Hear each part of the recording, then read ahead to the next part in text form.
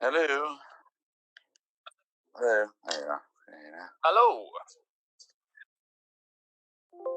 Not too bad, Not huh? too bad at all. Not too bad. How about you, David?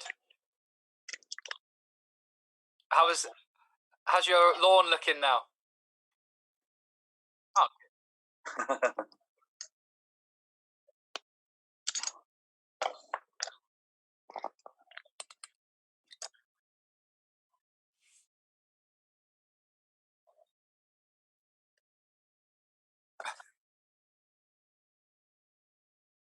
yeah. Yeah, I can imagine.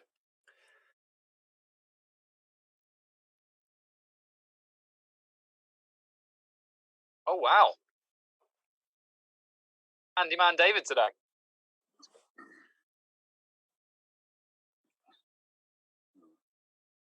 Yeah, not too bad. I've not really done too much today. So on Wednesday, I think it was, I finally managed to run my first 5K. And then, thank you. But then yesterday, I made it 2 miles, and then I just felt like I couldn't do any more, so I had to stop, and I was really annoyed about that. But today I was determined. I didn't quite make it, but I came really close, and I literally, like when you get to that point where you just think, no, I physically can't do any more. So I'm not as disappointed today about that, but back to it on Monday, where hopefully I'll manage it again. Well, it's one of those things. There's like those cheesy inspirational quotes that you see, and one of them's like, "It's not always about how far you've got to go. Remember how far you've come." And I thought about that when I got home, and I was like, I have sort of gone from less than a mile to 3 miles in the space of 3 weeks, so I'm not too disappointed. So yeah, I'm happy with it so far. Today, I've mostly been sitting down, avoiding the VE celebration stuff outside, and I'm searching for a laptop online. Looking for a new laptop, so I can get this. Actually, trying to get one that actually runs well. Everyone's using their amazing technology and everything like that. And my attempts to try and use a laptop has been as a failure because mine's basically on the outs. So yeah, just having a little look, peruse online for stuff. I've also been watching a lot of O.J. Simpson related stuff. Really, yeah. So a few weeks ago, Netflix, we watched the sort of like the drama was done on it's on there from like 2015 or something. It's got like various people like John Travolta and David Schwimmer and things like that in it. Really good. Yeah, that's really good.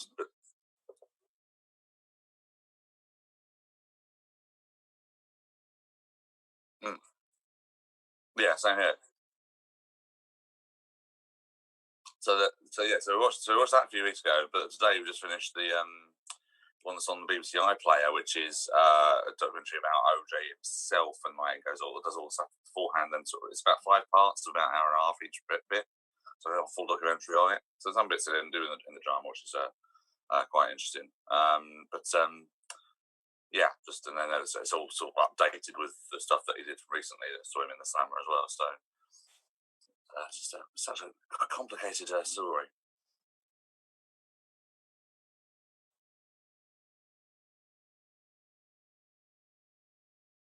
Okay.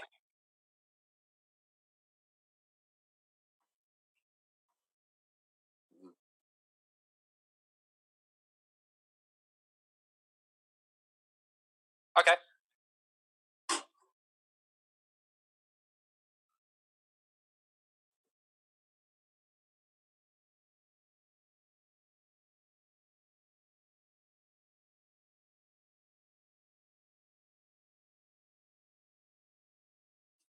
Mm.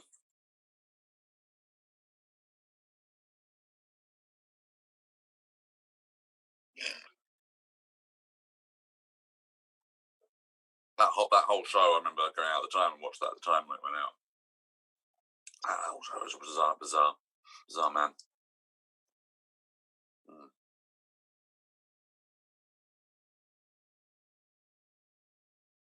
We should. So have you got lists of 5 or 10? Or you got?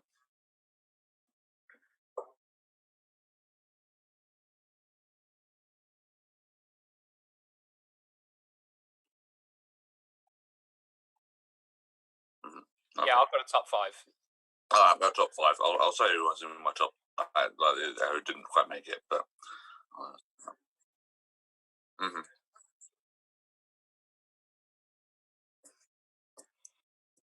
Mm.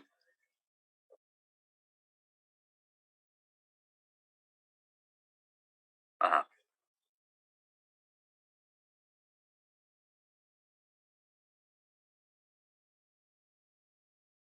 Yeah, that's Okay. good.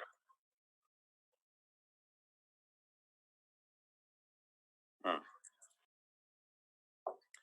Well, yeah, I can imagine that the big thing that will happen is all of mine are fairly modern wrestlers, whereas I would imagine that Mine are of the day. both of you have got of wrestlers of the day. You know, the Hulk Yeah. Hogan's, Andre the Giants. I'd imagine are probably more likely to be in your lists.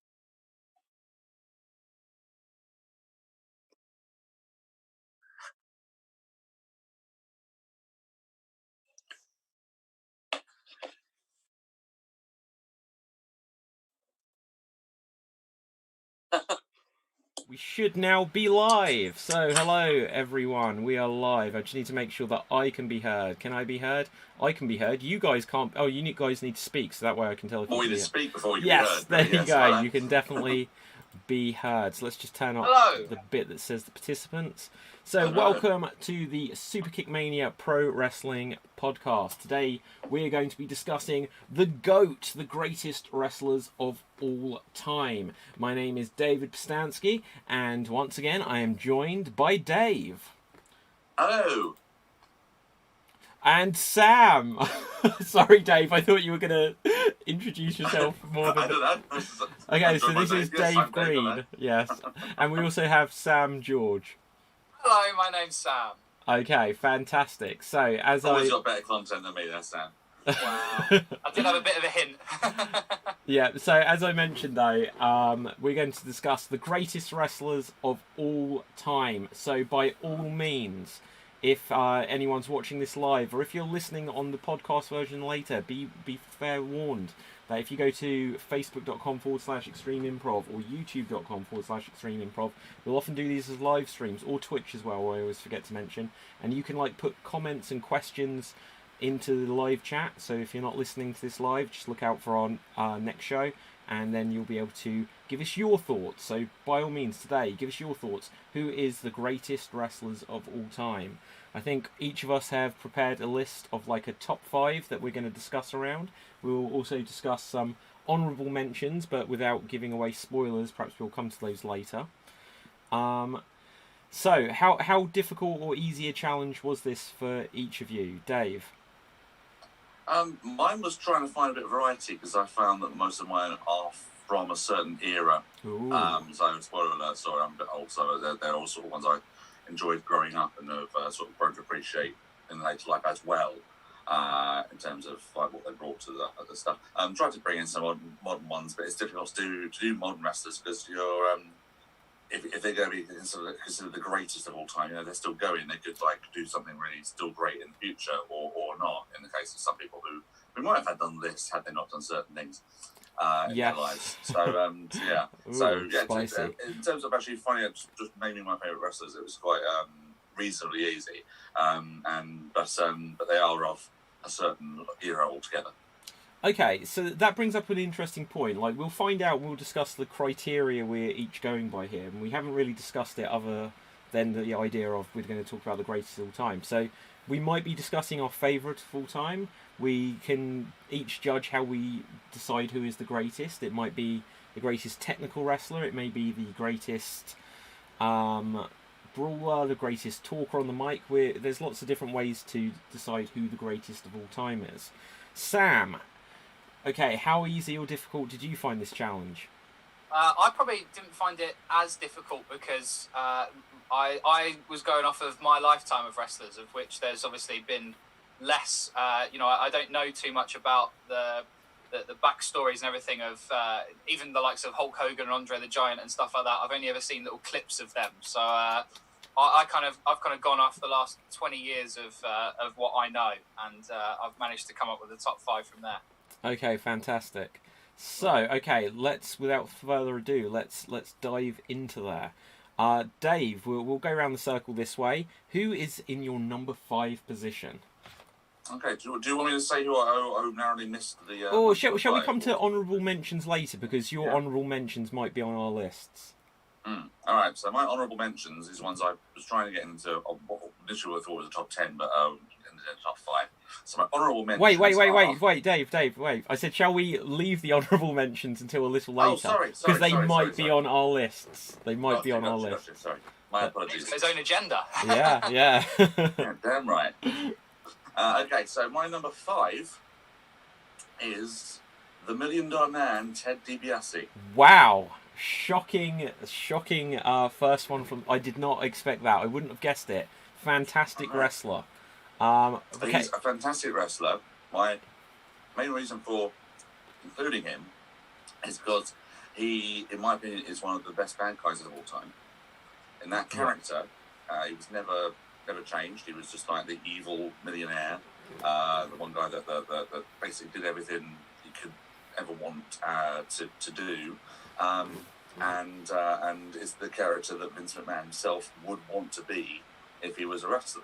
I mean, that's what he always said he was going to be. But also just the fact that he's just incredibly was a very gifted wrestler and really underrated stuff, because he was sort of one of those guys that wasn't necessarily the most the biggest or the most muscular or anything like that. So he wasn't any of those sort of.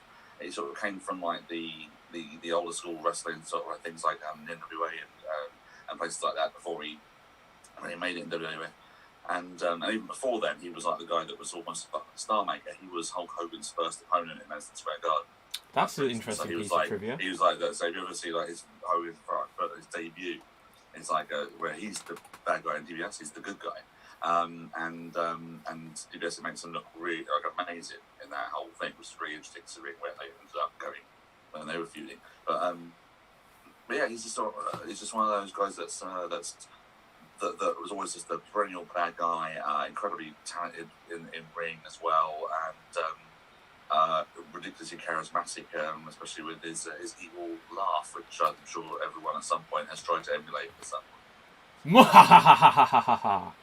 Basically, is my take on it. Sam, do you know who Ted DiBiase is? Yeah, so I know sort of the rough idea that he was the $1 Million Man. He created his own championship. Yes. I think at some point, didn't he buy a World Heavyweight Championship as well? Was that part of the story? Yeah, he was. Yeah, he was sort of thrust straight into the main sort of title picture when he sort of arrived. And yeah, he wanted to buy the World Wrestling Federation Championship. Hogan wouldn't sell it to him, but he said that Andre the Giant would if he beat him on Saturday Night's main event. And the controversy with I think we mentioned on twins this a few weeks ago with the twin referees, the evil referees, Earl Hebner being the evil twin referee. So counted down Hogan when his shoulders went down, and Andre then surrendered the World Tag Team Championship, which he actually said, apparently. He surrendered the World Heavyweight Championship to Ted DiBiase, and there are he did make a few appearances as the champion before they did the whole vacating of the title and then having it as a tournament at Mania 4. Yeah. And, of course, and I think so many people forget this, he then main evented WrestleMania 4, getting to the final. He did, against the Macho Man Randy Savage, yeah. He was originally, it's interesting, I don't know if anyone is aware of this, you might be aware of this one, David, but he was originally supposed to win that tournament. Oh, he was supposed to win that title. Yeah, he was supposed to win the title. And if it wasn't for the fact that the Honky Tonk Man did not want to drop the Intercontinental title to Macho Man Randy Savage in a previous feud, they basically had Savage win it as sort of like a make do, as sort of like a make up to him. So yes, DiBiase was originally meant to win it, but because of Honky Tonk Man being a stubborn git, he lost out, and Macho Man got the title. Yeah, obviously then. He kind of had another WrestleMania main event, because WrestleMania 9 was a double main event with Money Incorporated along with IRS, Erwin R. Shyster, against the Mega Maniacs, Hulk Hogan and Brutai the Barber Beefcake. Brother Brutai. Yeah, and randomly, they did actually win that match as well, technically. It was a weird what was the ending? What was the ending then? Was it a bit of a... referee got knocked down, and Jimmy Hart turned his jacket inside out to have referee stripes, and like went to be the referee, and they basically threw the match out and they had winning. Really weird match, and I think also like the fact that DiBiase was sort of always like there to the end. He was sort of wrapping up his career, and sort of the last thing he did was really put over Razor Ramon. SummerSlam 93, I believe. Was that SummerSlam 94 actually? 93, 94? Number 93. Yeah. Opener of that one, and he took Razor's edge like a champion and all that sort of thing, and it was really he'd previously lost to the 1, 2, 3 Kid a few weeks before that as well. So he was making people always look good when they needed to. But just as a kid growing up and just watching him, it's always really got under my skin and all that sort of stuff. So for that, he's got to be in there. Yeah, fantastic heel, brilliant heel. Obviously, his son Ted DiBiase Jr. was a wrestler as well. Sam, you'll probably be more familiar with him. Yeah, definitely. So I know that he was part of Legacy with Randy Orton and Cody Rhodes, and then obviously they became tag team champions, him and Cody Rhodes as well, didn't they? He brought back the $1 Million Championship at one point as well. He also brought back Virgil. He did. Yeah, I mean, the DiBiase feud with Virgil, having Virgil there the whole time, and that was all like one of my first things I ever saw was the Virgil turn and him blocking DiBiase at the Rumble. So yeah, it was another. He's been so many good feuds. Yeah, so many good feuds. Anything else we want to say about the $1 Million Man? One thing, I think something really important. He was the introduction into the WWF of Stone Cold Steve Austin as the ringmaster. Yes, of course, he did the Million Dollar Corporation, didn't he? After he retired and sort of came back, so he had everyone Rega's an underrated stable. He had like who did he have? He had like Sid. Psycho Sid was a part of it. Bam Bam Bigelow, Tonka. He turned to Tonka as well. Yeah. Oh man, I hated when Tonka turned heel. Hated that. So yeah, quite a few people in that stable. He had Nikolai Volkov was showing up as a poor Nikolai Volkov. No money or anything like that. Yeah. He got poor by DiBiase. He showed up to the front row of enough WWF live events, but he had no money apparently.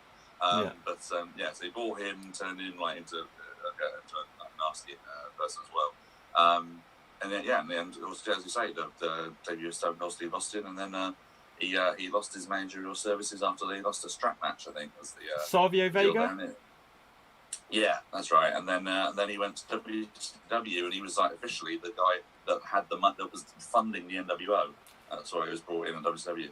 Yes, which is the interesting controversy of this year is they announced the NWO would be going into the Hall of Fame, even though it hasn't happened yet, and they announced that the members representing it will be were the original 4 members: Hulk Hogan, Kevin Nash, Scott Hall, and Sean Waltman. But it was DiBiase who was next.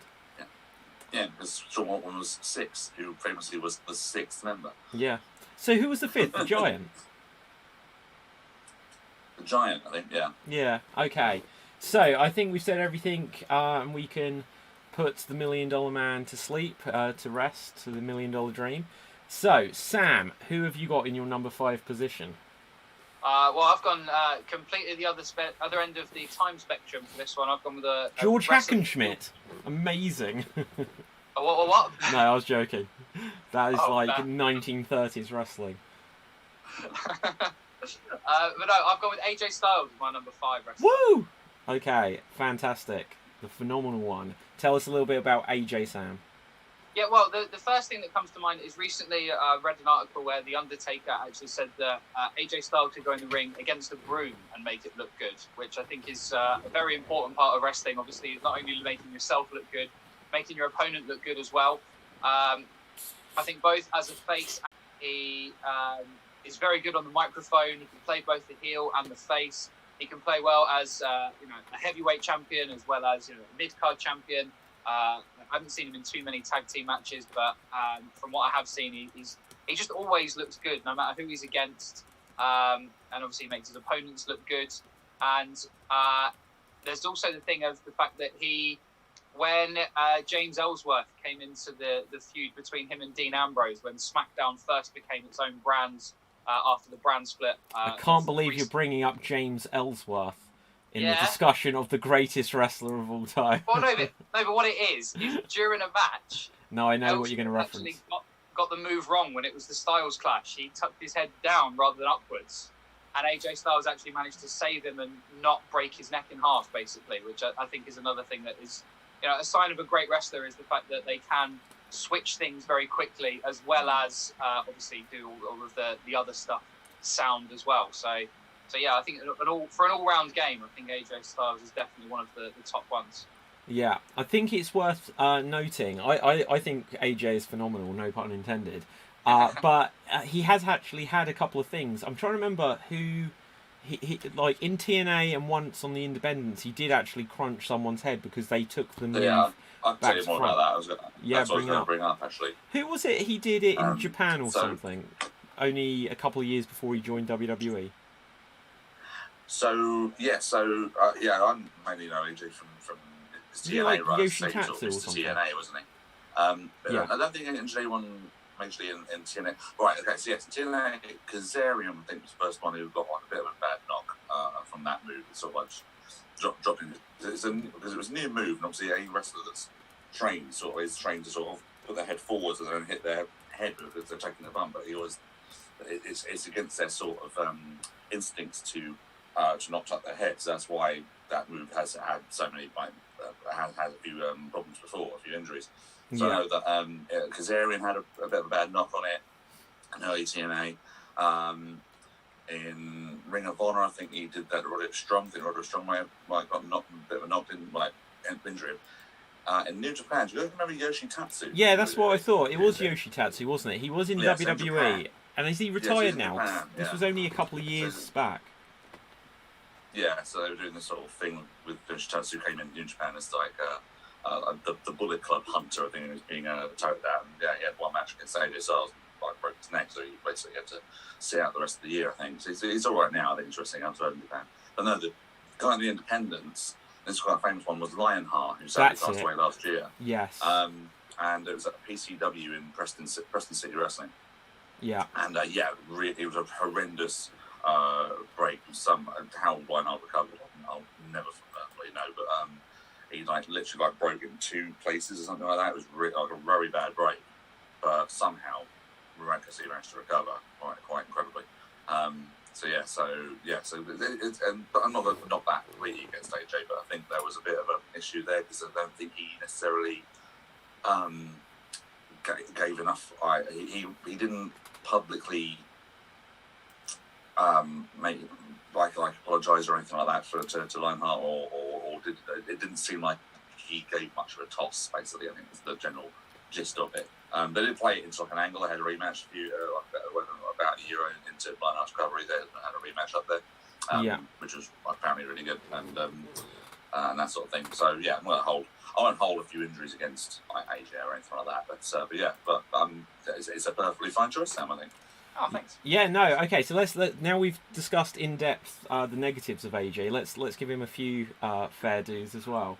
So obviously, I first saw. Well, in fact, the very first time I saw AJ Styles, he was on either the penultimate or 2 or 3 weeks out episode of WCW Nitro, and he was in a tag team called Air Raid, and it was, instead of being called AJ Styles, he was called Air Styles, and then he tagged with Air Paris, I believe, and they were called Air Raid, and they were dressed as goons, basically from Top Gun. And he was a good wrestler, he didn't stand out massively then. They were as part of the Cruiserweight Tag Team Championship scene. And then, obviously, WCW shut down. I don't think he was picked up by WWF, except for perhaps in developmental. But then he debuted about a year later for TNA Wrestling, NWA TNA. And I think he was probably about the 3rd or 4th world champion they had.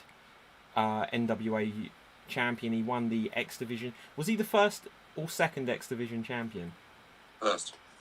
Very first X Division champion. First one, he won it on the second pay-per-view, I believe. Yeah, was he against Jerry Lynn in the finale? Yeah, it was something like that. It was like a multi-man, but it was a bit of a weird, it was like a 2-fall eliminator or something like that, and came down him and Jerry Lynn, and they had like a bit of a multi-fall sort of finale, yeah.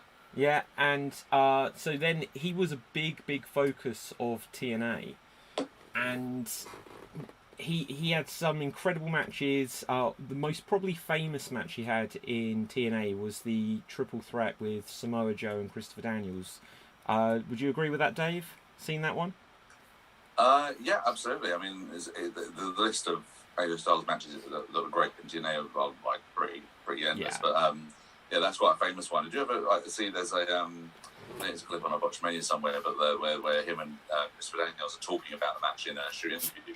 Apparently, that the last third of that match is entirely improvised by the three guys, because apparently Joe started to go to the finish early. He even got misread a cue or something like that. So they had all this stuff that they were going to do. They had to cut completely because they still had about another 10 minutes of the pay-per-view left or something like that. So they were all in that last third of that match. They were all just shouting at each other, right, do this, go to this bit here, which you can't pick up at all. They are so good that they can't pick that up at all. It still is a tremendous match. Yeah. So the triple threat. He had a good series against Kurt Angle as well. Oh, amazing! Yeah. He had a good series against. It was in loads of different factions. I wasn't too keen on his sort of being Ric Flair Jr. That was awful. That's after Hogan came in. There was and Hogan brought in Flair straight away, and there was it Fortune they were in. Fortune, yes. Yes, they were in Fortune, and he was literally wearing the feather boa, exactly like I've got. If you're watching the video version of this behind me, he was AJ Styles dressed like Ric Flair. And AJ Styles didn't need to be Ric Flair. AJ Styles needed to be AJ Styles. He wasn't the greatest talker on the mic back then. He's not the greatest now, but he's so much better since being in WWE. That is the major area where they've upped his game incredibly. Yeah. Okay. Absolutely. I think that's but after he sort of had a little bit of weird exit from TNA, didn't he? And then went to New Japan. His exit from TNA was bizarre. Now, if memory serves, he was TNA World Champion, and it was like that he's walked out on the company, which was very CM Punk in its presentation. And then he kind of came back or something like this, and there was two World Champions, exactly like what happened with CM Punk. But unlike CM Punk, where he then stayed for a couple of years, this was actually AJ Styles leaving. And I've seen shoot interviews with him where he said that he was getting, instead of being offered more money or the same money, they were trying to offer him less. And he's like, I've been Mr. TNA since day one. I think I've kind of, deserve and earned my stripes a little bit more. And so, I take inspiration from this just in challenges I've got, in my own career and stuff, because obviously being an independent contractor, as wrestlers and actors both are. But he says he took a bet on himself. And he went to New Japan, became the IWGP World Champion, and before we knew it, he was in WWE, and it was only a few months before he was World Champion there. I saw him in action a week before he joined WWE. Oh. Literally a week. So jealous. Who did he wrestle? So it was all rumoured he was going to be part of the thing. He was Revolution Pro Wrestling British Heavyweight Champion. He dropped the title to Zack Sabre Jr. Oh, yes, amazing. It's a really good match. And it was literally a week before the Royal Rumble, and he sort of did a little speech at the end. He said, no matter where I end up going, I've started a Royal Rumble shot, which would be sort of acknowledged, sort of passed on. But I'm lucky to have seen AJ a few times against Zack, against Mike Skull, against Will Ospreay, against Jushin Liger, as I mentioned last week. Seen him a couple of times, which has really been okay, so let's move on from AJ. Before I come on to my pick for number 5, though, I will say that we've got a couple of comments coming through from Mixer. And one of them is just like a big love heart with the Mixer logo on it. But the name of the poster is Repo Man 1212X. So is that a pledge to Repo Man? Demolition Smash should be in this list. Smash was a good hand. Yeah, he was good. Repo Man was. I always. Do you know what? Repo Man is from the era of when I started watching, and I loved the Repo Man. In that, I loved to hate him. He was like a burglar gimmick. If you've not seen him, Sam, he was like a cat burglar, and he'd have the mask on. He would sneak about the ring. It was brilliant. So shout out to Repo Man and Repo Man 1212. But okay, so on my list, the person I've got written at the number 5 position, I have mixed feelings about putting them at number 5, but it is The Undertaker. Ah. Yes, obviously The Undertaker almost needs no introduction. He's been wrestling since the 1980s. He debuted in WWE in 1991 at the 1990 Survivor Series. The 1990 Survivor Series brought in, as you mentioned, by your Ted number DiBiase. 5 pick. Yeah, who introduced The Undertaker, Ted DiBiase. With his manager, Brother Love, which was different. We didn't quite have Paul Bearer yet. And yeah, there's so many great matches of The Undertaker, even like up to most recently we had the Boneyard match, which for me was my biggest highlight of the most recent WrestleMania. And for there to be like and against AJ Styles, so everything's tying in very nicely here. But for him to have like the highlight of that show as recently as that, and to be involved in so many of what could be arguably said the greatest matches of all time, Hell in the Cell with Mankind, the back-to-back WrestleManias with Shawn Michaels, and so many other matches with Shawn Michaels, feuds with like everyone, Austin, Triple H, like so many good WrestleMania matches. Some dud ones as well, but what do you guys think of The Undertaker? Sam? Undertaker's actually in my list as well, so we'll end up crossing over a little bit on that. Yeah. Actually, I've got him at number 4, so I suppose that ties into moving on to the next round a little bit quicker than expected. Yeah. I think I'm massive on anyone who can portray a character as well as The Undertaker does. You know, whenever he's in the ring, as soon as that gong hits, everyone knows exactly what's about to happen. He plays the darkness so well.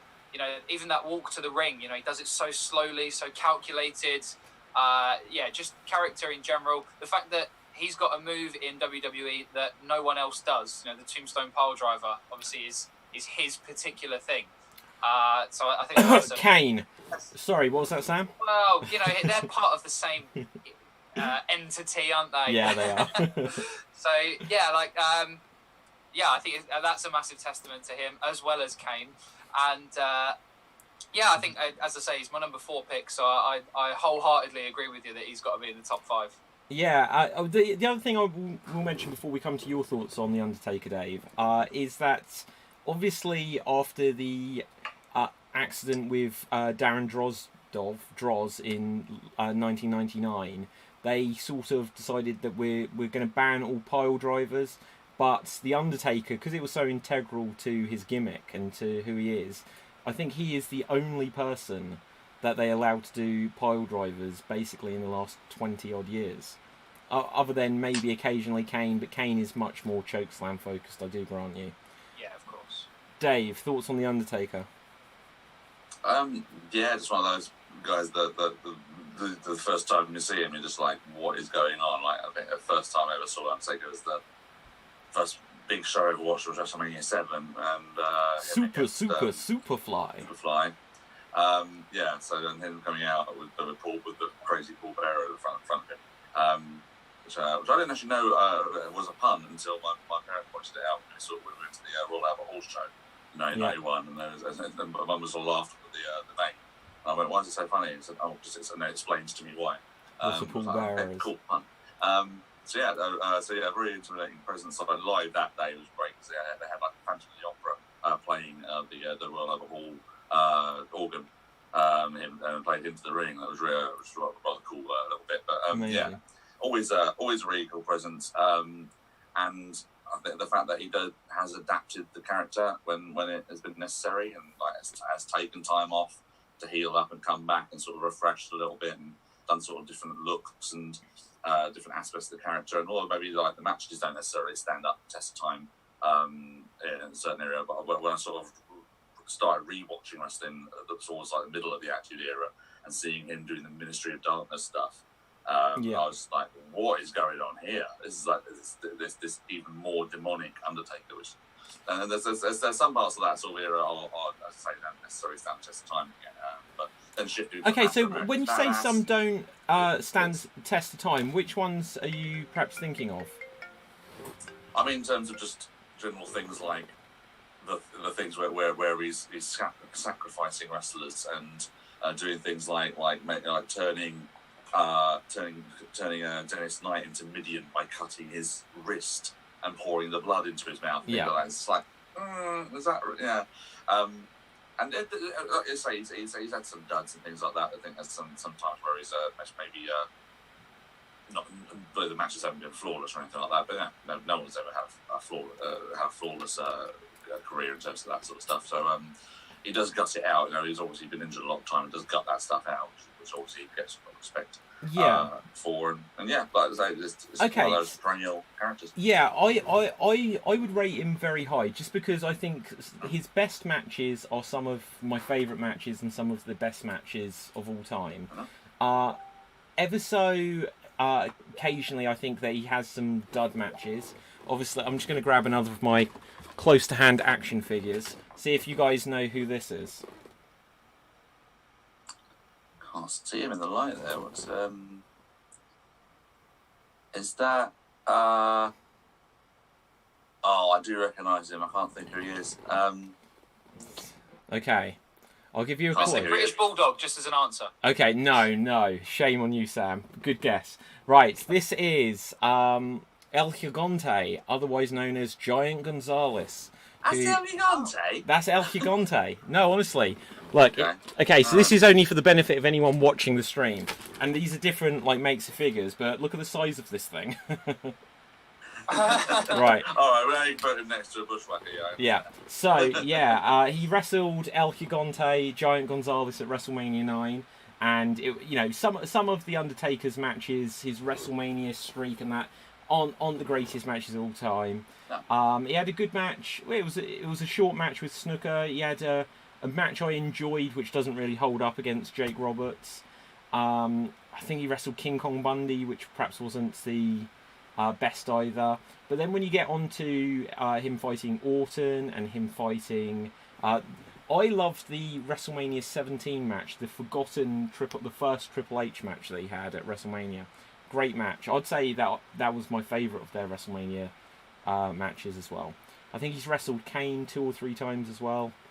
And yeah, so sometimes if he doesn't have the greatest opponent, he may not have the greatest match. But when he has like a Shawn Michaels or an AJ Styles, someone or Bret Hart, where he can have great matches, where they'll bring great matches, they bring the best out of him, and he ups them as well. So yeah, he's my number 5 pick.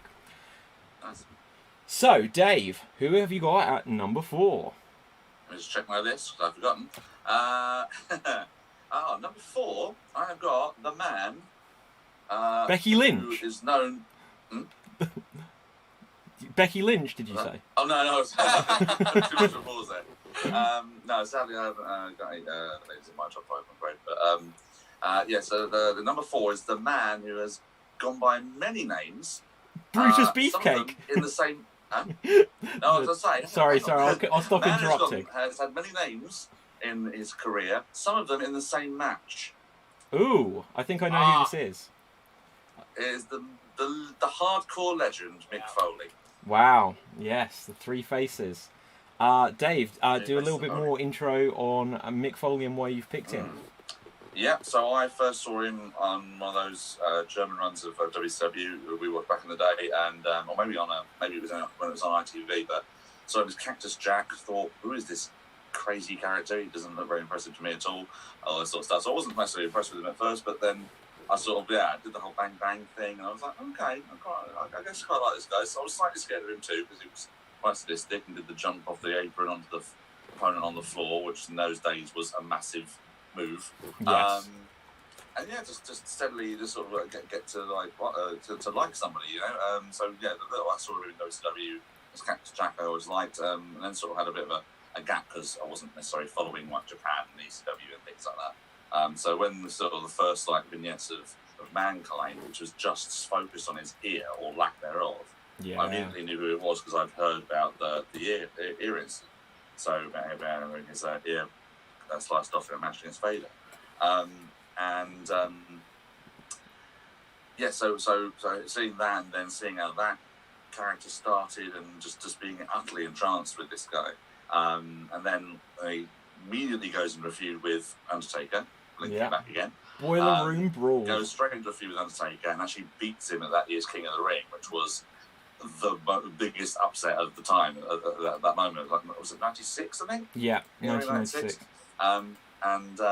So that massive shock of him actually beating the Undertaker in that match, because it was just like another case of, oh, here's another monster character could be fed to the Undertaker, and that'll be it. And then him actually winning was like, wow, okay, this crazy character's here for a while. And then obviously taking Paul Bearer away from the Undertaker, and you're thinking, what's going on? I was so shocked when Paul Bearer turned on the Undertaker.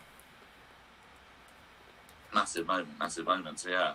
But obviously, then you can go through all the stuff with where he changes his look up again, becomes more of a cuddly comedy character, does the stuff with The Rock, the soft connection, the feud against the corporation, and then going on to when he reverts from Mankind and he brings back Cactus Jack in this run. Obviously, then they do the whole Dude Love thing, which I really loved as well. Oh my! You know what? I was not a fan of Dude Love. Dude Love still hilarious. So all that stuff there, and then but going full circle and bringing Cactus Jack back before Rumble 2000 as well, and that sort of reveal where he sort of does that promo as Mankind, and then tells Triple H, I'm not ready. Mankind's not ready to face you at the Royal Rumble, but I know somebody who is. Takes the shirt off, takes the mask off, and everyone just goes, "Oh shit, it's Cactus Jack," and it's just that whole demeanour is just changed. It's a brilliant promo if you get a chance to have not seen it. But and then Rumble 2000, which one of my favourite matches, the street fight against Triple H, which as we discussed a few weeks ago, was one of the first ones on Channel 4, and it sort of rejuvenated my liking of wrestling again. Yeah. Even to the point where actually was actually, even though I'd known the story was that he was obviously the guy that had been driven to this by Triple H, I was actually almost rooting for Triple H because he was so sadistic in that match. I was like, oh my god, come on, fight back, come on.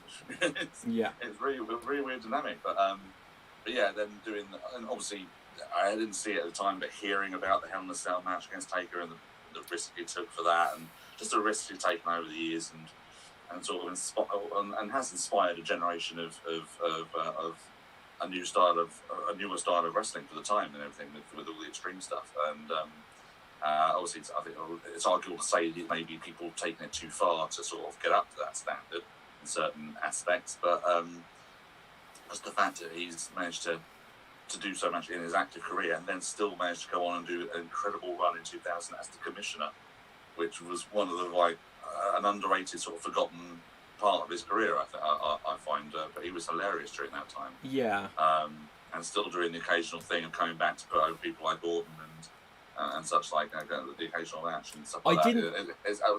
I didn't like every single time they brought him back, he'd lose every time. Oh yeah, the law of diminishing returns. Obviously, it wasn't so fun after that and stuff, but it was always sort of fun to sort of see him come back and do. Did he come back and wrestle Carlito? Do you remember that? Yeah, I'm sure of it. I'll check on that fact. I can't remember. I remember him randomly coming back to tag with Hornswoggle, where they both qualified for the Rumble. At Madison Square Garden, I think, but I can't really remember. I mean, his TNA run wasn't necessarily the best. World champion, though. But he was a world champion, yeah. So somehow beating Sting, of all people, which is quite a bizarre thing. And lost it to Kurt Angle, but yeah, just a lot of admiration for the guy and the risk he took over the years. Yeah, okay, so I've got Carlito versus Mankind from Taboo Tuesday 2005. Oh, yes. Yeah. Yes, of course. Yeah. See, this was back in the era, especially like Mankind would come back and he'd lose constantly. I remember before this, the guy they would bring back would be Sergeant Slaughter, and every time he'd come back, he would lose. And I didn't like this pattern where they were in, because I feel like you somewhat diminish them more than boost up the next person, because it's just like, well, Mick Foley wouldn't have lost to Carlito years ago, so it just means that that doesn't mean Carlito's good. It just means that Mick Foley's not any good anymore. He did beat Kaito, I think, didn't he? Did he? Maybe I'm wrong. Yeah, he did win that one. Oh, is that like okay? I might be wrong. wrong. I remember it, because it was a, like I said, every Tuesday. The choice was which of the three faces of Foley was he going to face. I think, and the Mankind won. Oh, you are right. You are right. And Do Love, and then I think he did win that one surprisingly. So yeah. No, you are correct. No, you're quite right. It's Law of Diminishing Returns, as I say, and if people are coming back just to lose, and it becomes a bit of a silly pattern. Yeah, absolutely. Sam, what's your thoughts and memories on Mick Foley? Yeah, so I think as far back as I can remember is probably his feud with Randy Orton, where Randy Orton first became the Legend Killer. Yeah, I think that's where he got the name from as well. Yeah, and like I'm pretty sure. Did those two have a match where there was a load of thumbtacks on the ring, and then Randy Orton got shoved into it, and he had loads of pins in his back? Yeah, so I remember. Yeah, 2004. Yeah, and I've looked back a couple of times because I quite enjoyed the extreme matches, so the ladder matches, the Hell in a Cell, that kind of stuff. So I've looked back on some of the old ones, particularly ones in ECW. There's one that he had, I can't remember who they were against, but it was definitely Mick Foley and Terry Funk on a team together. And I'm pretty sure Mick Foley went through a table with a load of barbed wire on it, and he got caught in the barbed wire. There was blood everywhere. It was it was rough to watch, but very entertaining. I think that he's one of these people you can never question his commitment. The fact that he went off the top of the cell, and then was that the match where he went on a stretcher and then he came back and climbed back up to the top of the cage. Yes. Yeah. So, and then he got chokeslammed through it, didn't he? Yes. There's so many great stories. That's like an incredible match. Obviously, probably up to that point. Obviously, in the next year there would be the whole Owen Hart incident, but that was probably the match where it was most visible to the public that things had just completely degenerated where they weren't really supposed to. That the story goes that was the second ever Hell in the Cell match, the first one being The Undertaker, who was also in the first one, against Shawn Michaels, and they'd ended up, even though we're in a cell, they'd somehow got out the cage and on the top of the cage. So Foley thinking, well, how am I going to do anything to top this? I think Terry Funk suggested to him, well, why don't you start on the top? Because that will be different. So Foley went and scrambled up, and they, as we mentioned previously, they didn't have the footholds in the Hell in the Cell then, so you could really see him struggling to climb up to the top. Undertaker was like, right, he climbed up to the top and had to get up there quite quick. After a minute of brawling, he then threw Mankind off, which was obviously the plan, but he crashed through the table, there was the monitors there, it was horrific, and clearly this was the end of the match. It was like, no, this was too dangerous, he's now injured, whatever their plan was, it was done, it was over. That's why you see Vince McMahon come out, you see like Sergeant Slaughter, Pat Patterson, Gerald Briscoe, whoever else, Terry Funk comes out, not as Chainsaw Charlie, which was his gimmick at the time, and they're taking him off on a stretcher, but Foley decides at a certain point that he can continue, so he goes back, and I'm trying to think that they wrestle a little bit on the inside first, and that's where the thumbtacks appear from. And so they go straight back up again. Oh, there's an amazing shot. So that amazing shot where the cameraman, as it seems going on, he comes back down the aisle and then goes back up, and he's walking back, and Jim Ross going, "Oh, for God's sake, no, he's not. How is he standing?" Yeah. And they both climb up even quicker than they had done. Yeah. Foley's got a separated shoulder, and he climbs up quicker than he did before with his circle of adrenaline. And yeah, I'm not taking a draws from a second, and they do the choke slam. Yeah. Which Foley describes in his book as both the best and worst choke slam he's ever taken. Worst because he doesn't even leave his feet; he just goes up for a moment. And the best because he landed in the best possible way he could do in the ring. Because what was originally supposed to happen was it was supposed to come down gradually. It was supposed to go down and stop, and he was going to roll himself down and sort of fall from a safer height and things like that. But no, the whole thing's from you literally see the clips just ping back first in the ring. Yeah. An old ring as well, which had no give. Yeah, and I think it's in Foley's book as well that he says he spoke to the Undertaker afterwards and said well, what did you think? And he said, I thought you were dead. Because he literally just went through it, and the Undertaker's just stood up there. But the match continues. I think he'd bitten or something, so obviously he was then, and as Jim Ross is he's smiling, and he was literally, because there was so much blood, you couldn't tell this, he was trying to show his tongue through a gap under his lip. But yeah. Instead, all he showed was where his tooth had ended up in his nose. Oh my god, yeah. The Undertaker thought it was a bogey. Yeah. He was like wrestling him later on, and he thought it was a bogey hanging out of his nose. But like I said, you can't question his commitment. The fact that he had a tooth up in his nose that went straight up. The fact that he lost pretty much, is it all of his ear that he lost, or was it just part of it? Or was that in the match in Germany with Vader? Yeah, McCoy did that sort of like the hangman thing, between the ring rope thing, but they were cables rather than ropes and all like that, and he pulled it off and just took his ear off. Yeah, and like he now, every time you see him, he can barely walk because he's got so many different hip surgeries. I think it's that he hasn't got like a ball and socket joint in his hip anymore or something like that. He's had so many surgeries that now it's not like it should be. It is just basically bone on bone. Yeah. He also debuted the Hardcore title, the Hardcore Championship, back in the Attitude Era. But did he only hold it like at the very beginning? I don't think he was a main factor in that championship. No, I think he lost it at Boss Man or something. I think. Yeah, but did he even win it back a second time? Yeah, I think he got given it as a present by McMahon or something like that, and then it sort of and that sort of lead up to Survivor Series '98. I think is the thing with that. I don't know the sort of story of that. I'm actually watching that era at the moment, so I'll go back to it. I'll get back to it on that one, see how it actually turned out. Yeah, no, he is a one-time Hardcore champion. Oh. Yeah, just the one time. Yeah. Wow. Okay. So I can't even remember who brought this up. Was that you, Dave? Yeah. So Sam's already said his number 4 was Undertaker as well, wasn't it? So. Okay. So yours was Undertaker. So on to my number 4, I guess. Well, do you know what? The awkward thing about this is my number 4 was AJ Styles. Oh, it's back to me again then. Yeah, it's back to you. Okay, just a brief. Do you have anything? So yours was Undertaker, was it, Sam? Yeah, my number 4 was Undertaker. Yeah. Okay, and mine was AJ. So I think we've kind of said everything we can on that. Dave, who have you got next? Right, this is gonna be. I guarantee my top 5 is because so far I've had no doubles. I guarantee this guy's not on yours list either. Okay. So my number 3. Oh, hang on, Dave. Hang on. Sam, let's have a guess each at who we think it's going to be. Right. Okay. Okay. So you kind of just hear the first name, but you didn't. I didn't hear. I swear I didn't hear the first name. Okay. You said it. So we've had Mick Foley, and we've had Ted DiBiase. God, I'm trying to think. Ludwig Borger. Yes.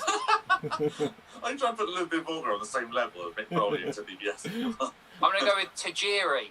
Oh, interesting. Do you know what? That's an interesting choice. I'm gonna. 20, you might scoop it in there. Okay, I'm gonna take a guess, thinking along those lines outside of the box. I am going to guess Road Warrior Hawk. No. Mick Finley.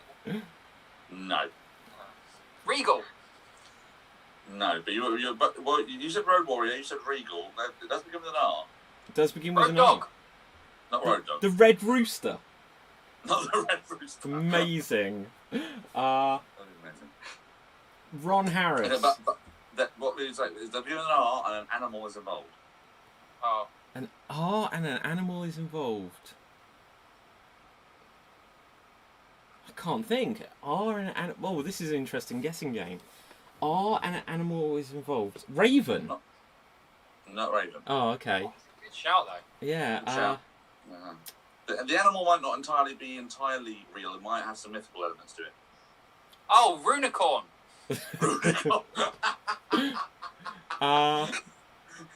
I can't think. A mythological animal. Oh, Red Dragon. Not Red Dragon. Oh. Ray Dragon. Ray Phoenix. Ricky the Dragon Steamboat. Yes. Well, oh, amazing. Hang on, just to celebrate that fact. What's he going to celebrate? Hey, there he is. Amazing wrestler. No, well deserved. Underrated. Tell us a bit about the Steamboat, the Dragon, Ricky Steamboat. 100% underrated. I don't know every single in and out of him or anything like that. He's just one of those wrestlers that through the late 70s, through the 80s, into the early 90s, he was sort of a part of every major organisation. So he started off in like the NWA with a tag team partner. I forget whose tag team partner it was, but there was a lot of very good matches he had against people like the Briscoe brothers. Not the Ring of Honor Briscoe brothers. I mean, the original ones, Gerald and Jack Briscoe, and like that in the early 80s, and then going on to WWF and doing the amazing feud with the Macho Man, which resulted in that Mania 3 match.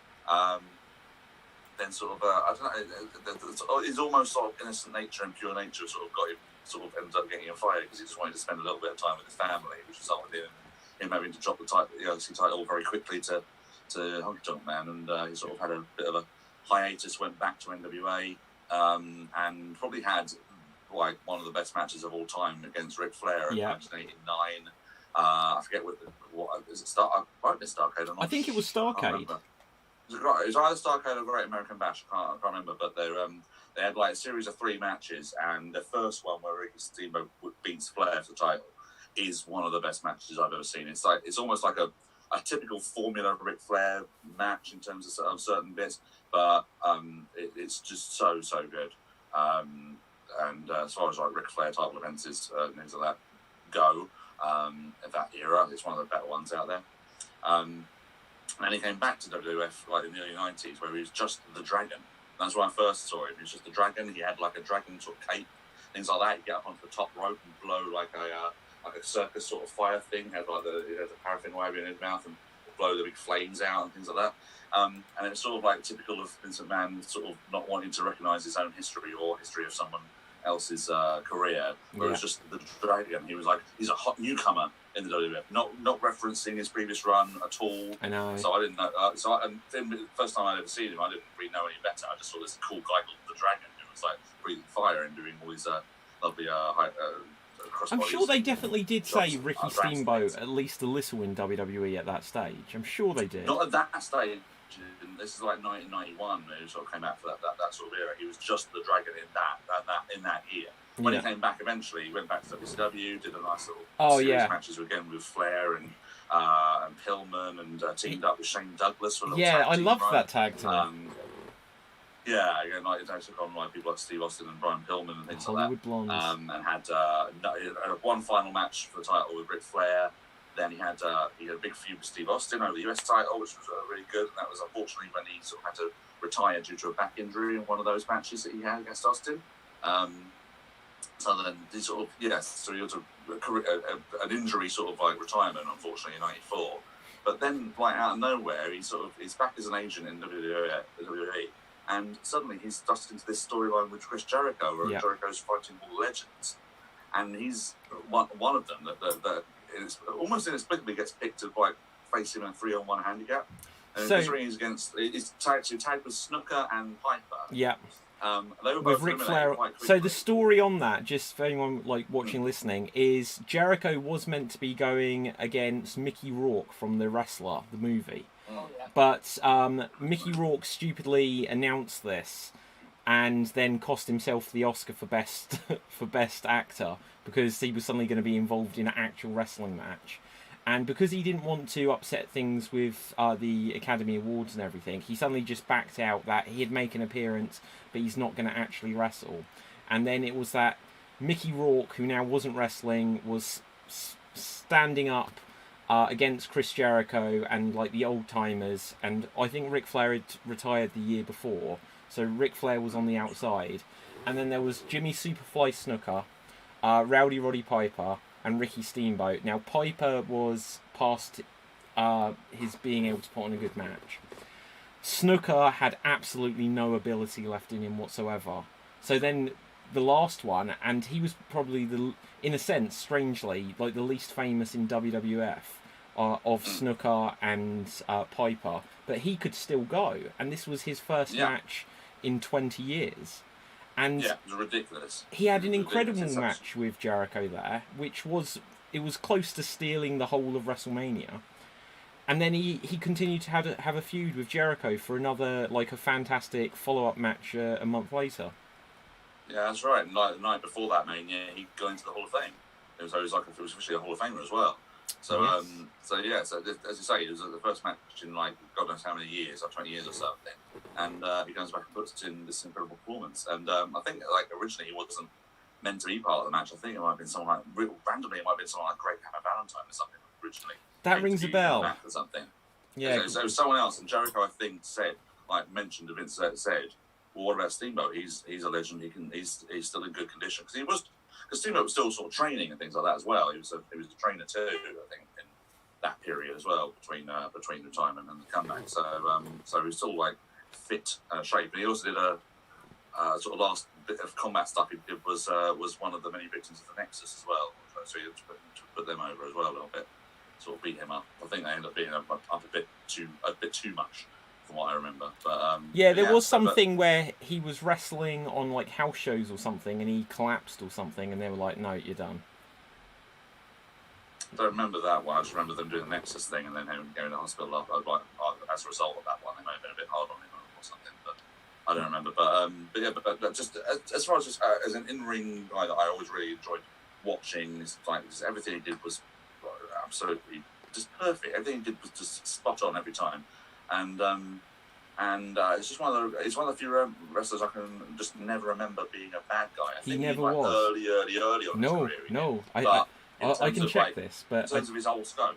Yeah, no, I believe he is someone that was always a face, and he may be. I can't think of anyone else that was always a good guy.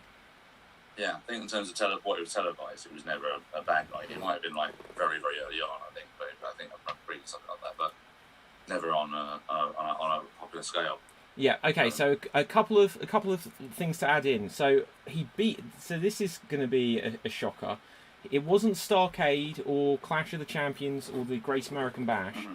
He won the NWA World's Heavyweight Championship at the Chi-Town Rumble. Oh, yes, Chi-Town Rumble. Yeah. The other major thing worth noting, just if we don't say it, it'll be a real loss. Is, do you know, Dave, Sam, you may know this, do you know what Ricky the Steamboat's actual name is? I don't, actually. I'm not familiar. It's Richard Blood, which makes him Dick Blood. Which is always quite funny. But yeah, he had, obviously his most famous matches were with Savage and with Flair, but such good matches. Sam, if you've not seen those matches, go back, especially with Savage. The legend goes that Macho Man was such a perfectionist over this match that they were literally calling out like, what's move number 87, and they were having it listed in this order, which is interesting. Yeah, which is interesting, just because nowadays they say about, so much of it is choreographed compared to in the old days, but you know, you hear stories like that. They planned out this match move by move. Macho was quite meticulous in that way. He was very much I need to rehearse this over. They invited him to his house or something like that, and they just went over the match again and again and again until they did what they wanted to do. Yeah, fantastic. Okay, so let's move on from the Dragon. Sam, who have you got next? My number 3 pick, I've gone with the Rattlesnake, Stone Cold Steve Austin. Good choice. It was one of these ones, he kind of became very, very big when I first got into it. And the fact that I was sort of, I can't remember how old I was. I must have been about 8 or 9. And I was sort of just starting to understand the idea of not just saying yes all the time. And so the fact that he was going against the authority, the fact that he was trash talking, he was foul mouthed, he would come out and stick his middle fingers up and stuff like that. He was, what a young sort of kid wanting to be a little bit rebellious would do. Oh, shut up. That's another thing. The fact that he could get the word "what" as his almost like catchphrase, that even now, whenever he comes out, professional wrestling for 15 years. Yeah. The fact that he could come out and just say "what," and now even today, that happened something like 15 years ago when he first started doing that, and even now, whenever he talks, everyone says "what" in between sentences. I know. As I say, he was just like the ultimate rebellious guy. He would go up against the authority. He had a number of very good matches against Vince McMahon. Notably the one in the cage where he bangs his head off the cage and then Vince McMahon goes through the commentary table. That's probably one of my favourite moments between the two of them. There's a story actually that I saw on the Stone Cold podcast was where he was wearing those denim shorts, they were always quite tight. And so when he went to give Vince McMahon a Stone Cold Stunner, sometimes he couldn't quite get his leg high enough to hit him in the belly. So he would just go a little bit too low and kick the boss in the nuts. Wow. Well, isn't that exactly what he did to Byron Saxton about a month or so ago? Yes. Quite possibly. He kicked Byron right in the nuts. Yeah. And, you know, like, obviously, again, like the rebellious side of it, he would come out. Even now, you know, the crowd goes wild whenever he goes, throw me a beer. And then they lob beers at him. He catches every single one of them as well. That's a lie, but in my head he does. Mostly. He does catch misses. a lot of them, in fact. Yeah. It's the high percentage. So, yeah, he was just kind of the one. And he was kind of, from what I remember, he was the first one that I can really remember who had a move or a finishing move that could come pretty much out of nowhere. You know, he'd be talking to somebody, trash talking, and out of nowhere, bang, bang, and it's done. And he could do it to anyone. Yeah, exactly.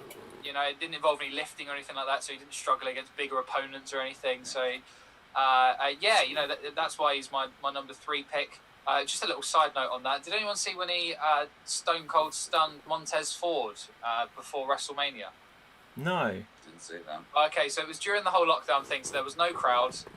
He was having like a little party. Becky Lynch was there, I think, and she was doing a little thing with him. The Street Profits then came out. And then they talked out of nowhere, Stone Cold Stunner on Montez Ford, and then Ford just kind of like stood there stunned, and then as he fell back, went head first onto the crate of beer that was in the ring. Wow. No, I don't remember this. So yeah, it only happened sort of a couple of months ago, but yeah, it was just a little side note I thought I'd add in there. Yeah. Dave, what are your thoughts on Stone Cold? Are we talking just Stone Cold, or are we talking Steve Austin? Oh, Steve Austin, the man. If you can have 3 faces of Foley, then we can have Stunning Steve. Absolutely, Stunning Steve Austin. First saw him in one of those old WCW shows. Him against beautiful Bobby Eaton. I remember this match being quite good because it was a match he won the TV title in. The first time I seen him, I was like, okay, I don't. A general sort of fan. Oh, I don't like this guy. He's a dick, whatever.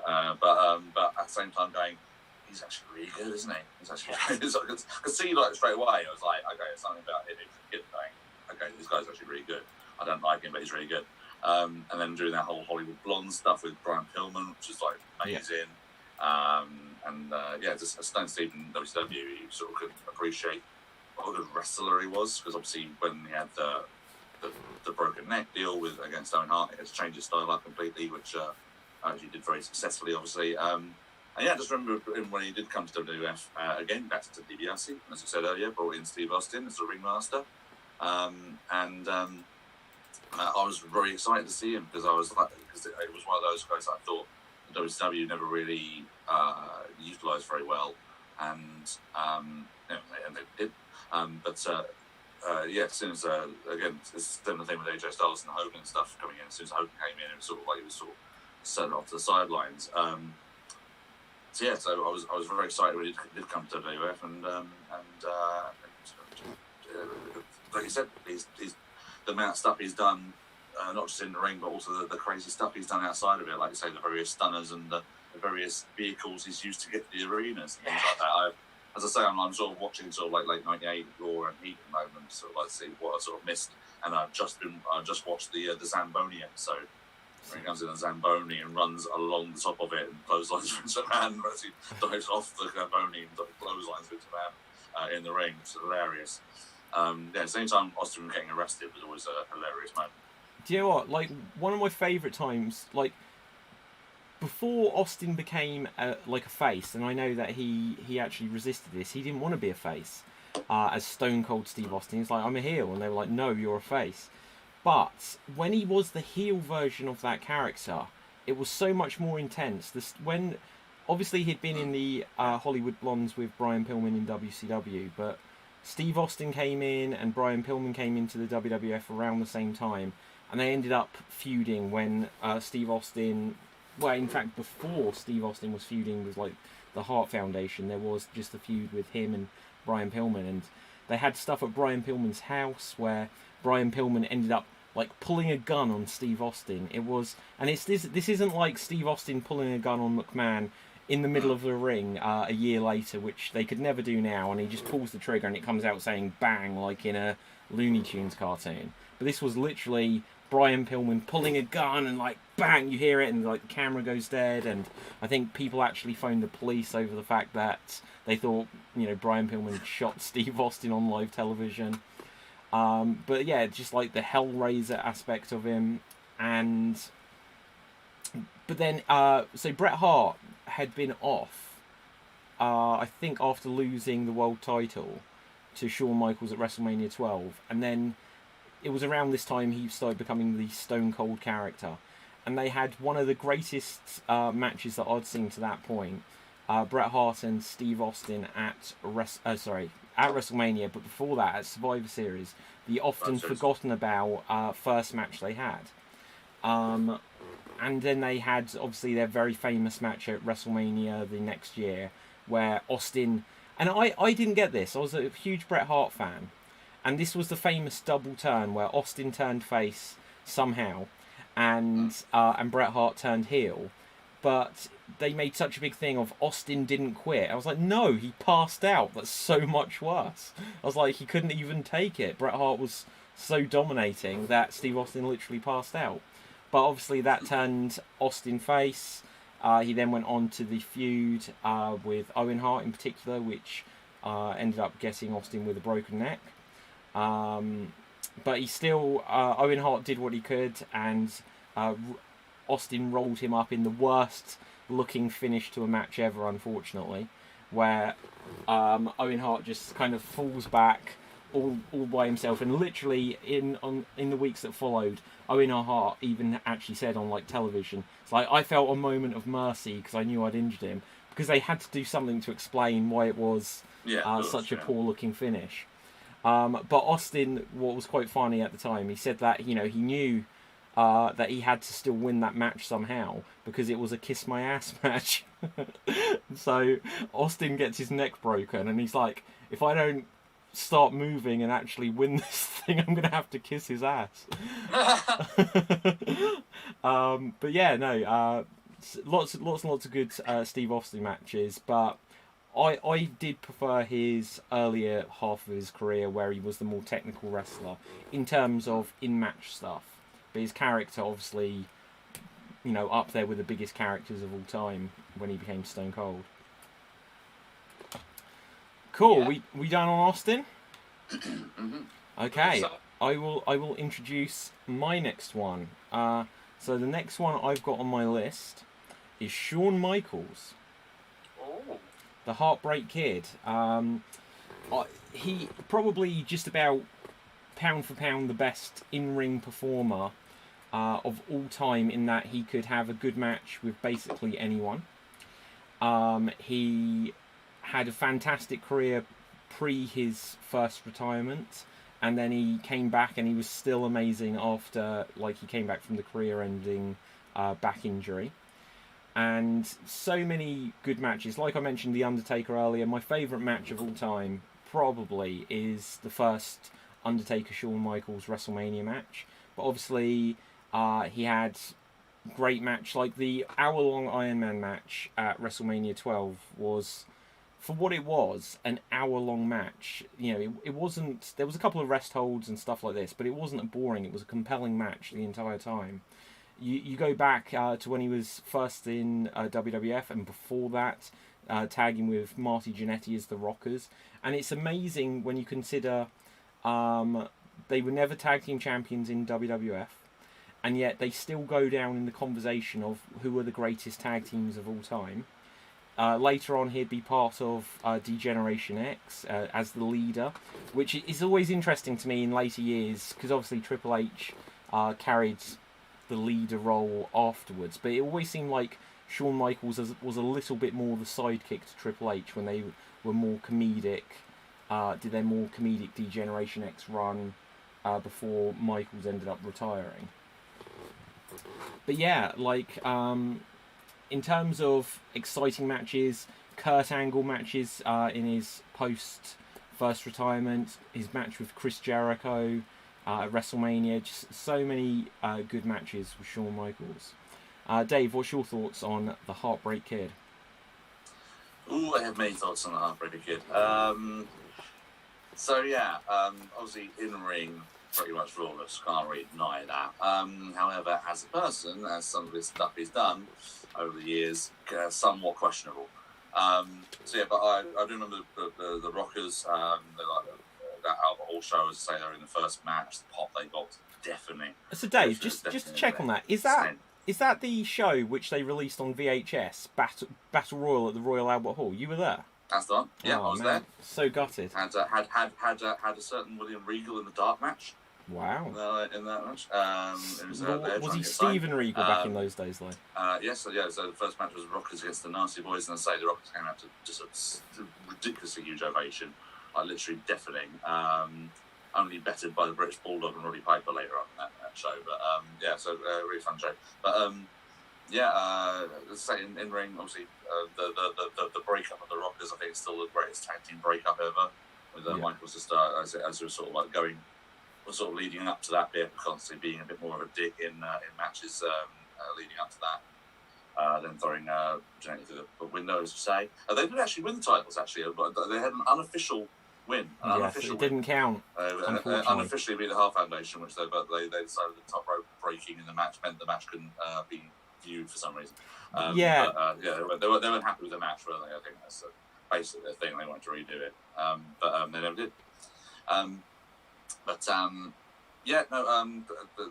The stuff he's obviously contributed can't really be faulted, but there is that sort of period in the mid to late 90s, like 96, 97, where he is a giant pain in the arse backstage, where he basically will throw his toys out of the pram and didn't get his way. He lost his smile, Dave. He lost his smile. Lost his smile as well. Yeah, exactly. He wasn't willing to put Bret Hart back over again.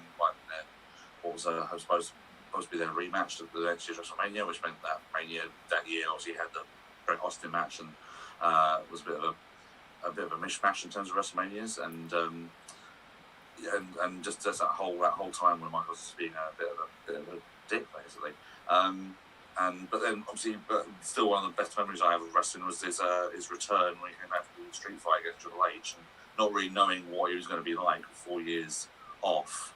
Things like that, and just starting the match with a few hopeful bits, but then getting dominated, but then sort of coming back in the classic Shawn Michaels way. I jumped out of my seat. Nip up, ladder match. Nip up in that match. I jumped out of my seat, going, I cannot believe he's still able to do that. I love in that match to have as good a run as he ever did. I love in that match. He got up to the top rope and he was like, "What am I doing?" And then he did a moonsault. That's the thing. I mean, I didn't watch the match that he came back from like 2 years ago, where he teamed with Triple H against the. Oh wait, did you say you've not seen that? Kane. Did you say you've not seen that? I've not seen that other than the moonsault to the outside. That's what I've seen. Sam, have you seen that match? The Brothers of Destruction versus D-Generation X. Yeah, I did see it. I don't think I paid full attention to it because I can't really remember it all that well. But the thing that's a terrible shame is Michaels, obviously, he was coming back after 10 years or however long it had been. And it was a tag team match. And he had said before this, well, maybe he could come back in a tag team match. Triple H got injured within the first 5 minutes. He caught something on the rope, tore his arm, tore his chest. It was like bruised all here. For just a massive bruise, and Triple H was done, and you saw Michaels leaning out the ring talking to him, and Triple H I can't really do anything. And so whereas the idea was it was going to be a tag team match so that Michaels wouldn't have to do too much and Triple H would take the brunt of it, suddenly Michaels was in a 2-on-1 match effectively with Undertaker and Kane. And the thing was, Undertaker, same as he did with Goldberg, he'd lost a step. Kane, perhaps, he wasn't wrestling that much often, and it was a bit of a shambles. Shawn Michaels did do a moonsault where he missed it, and this brings back to the memory of mentioning Mick Foley earlier, when Foley, and I think we may have mentioned this a couple of weeks ago, but Mick Foley, when he came back after a month off after his retirement, and he dove to the outside and mistimed it and smashed his face or something on a table. Shawn Michaels attempted the moonsault here and ended up just landing on his head, and he got this big cut, and you could see him in this terrible pain.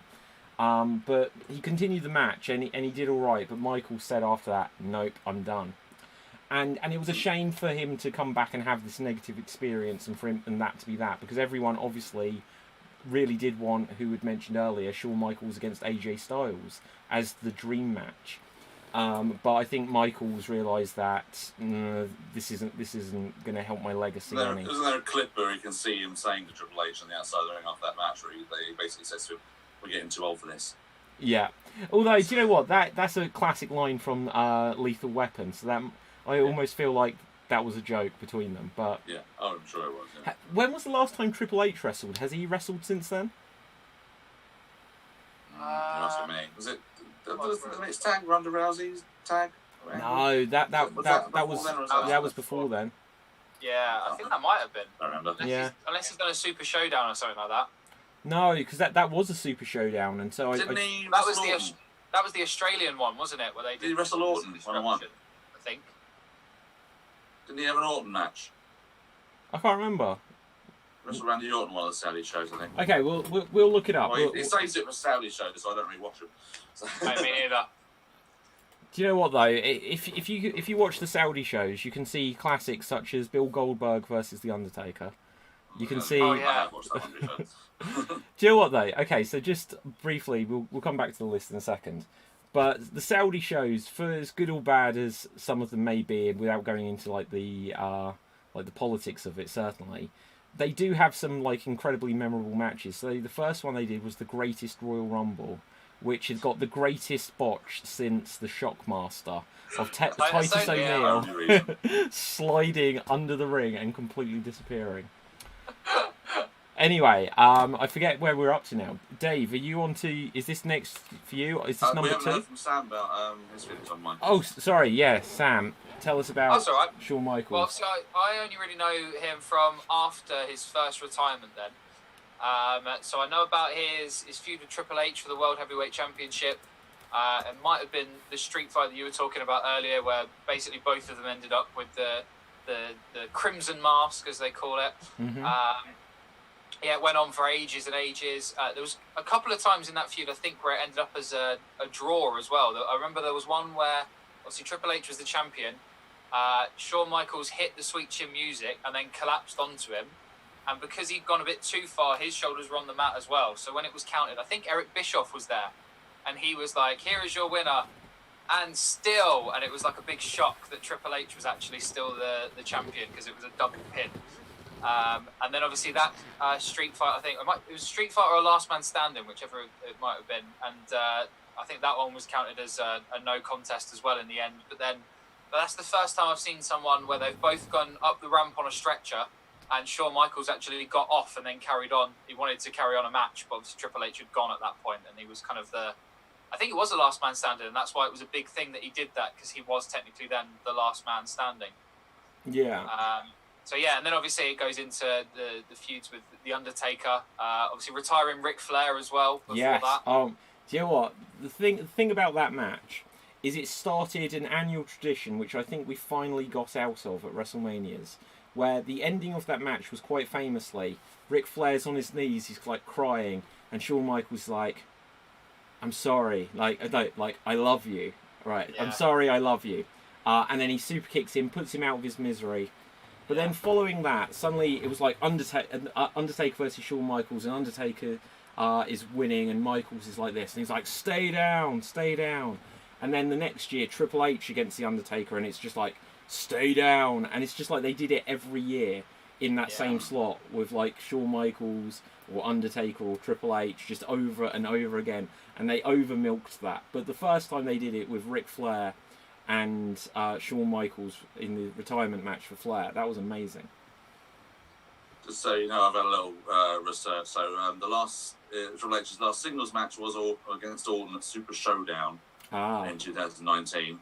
But his last matches were in June. The end of that match in a tour of Tokyo, Japan. On 28th of June, he teamed with AJ Styles, Carl Anderson, and Luke Gallows to beat Baron Corbin, Bobby Lashley, Drew McIntyre, and Samoa Joe. Wow. When did he wrestle Batista? He defeated Robert Roode and Samoa Joe in a tag team match where his partner was Shinsuke Nakamura. Oh, how about that? In Japan. So there you go. Yeah. Any other thoughts on Shawn Michaels, Sam?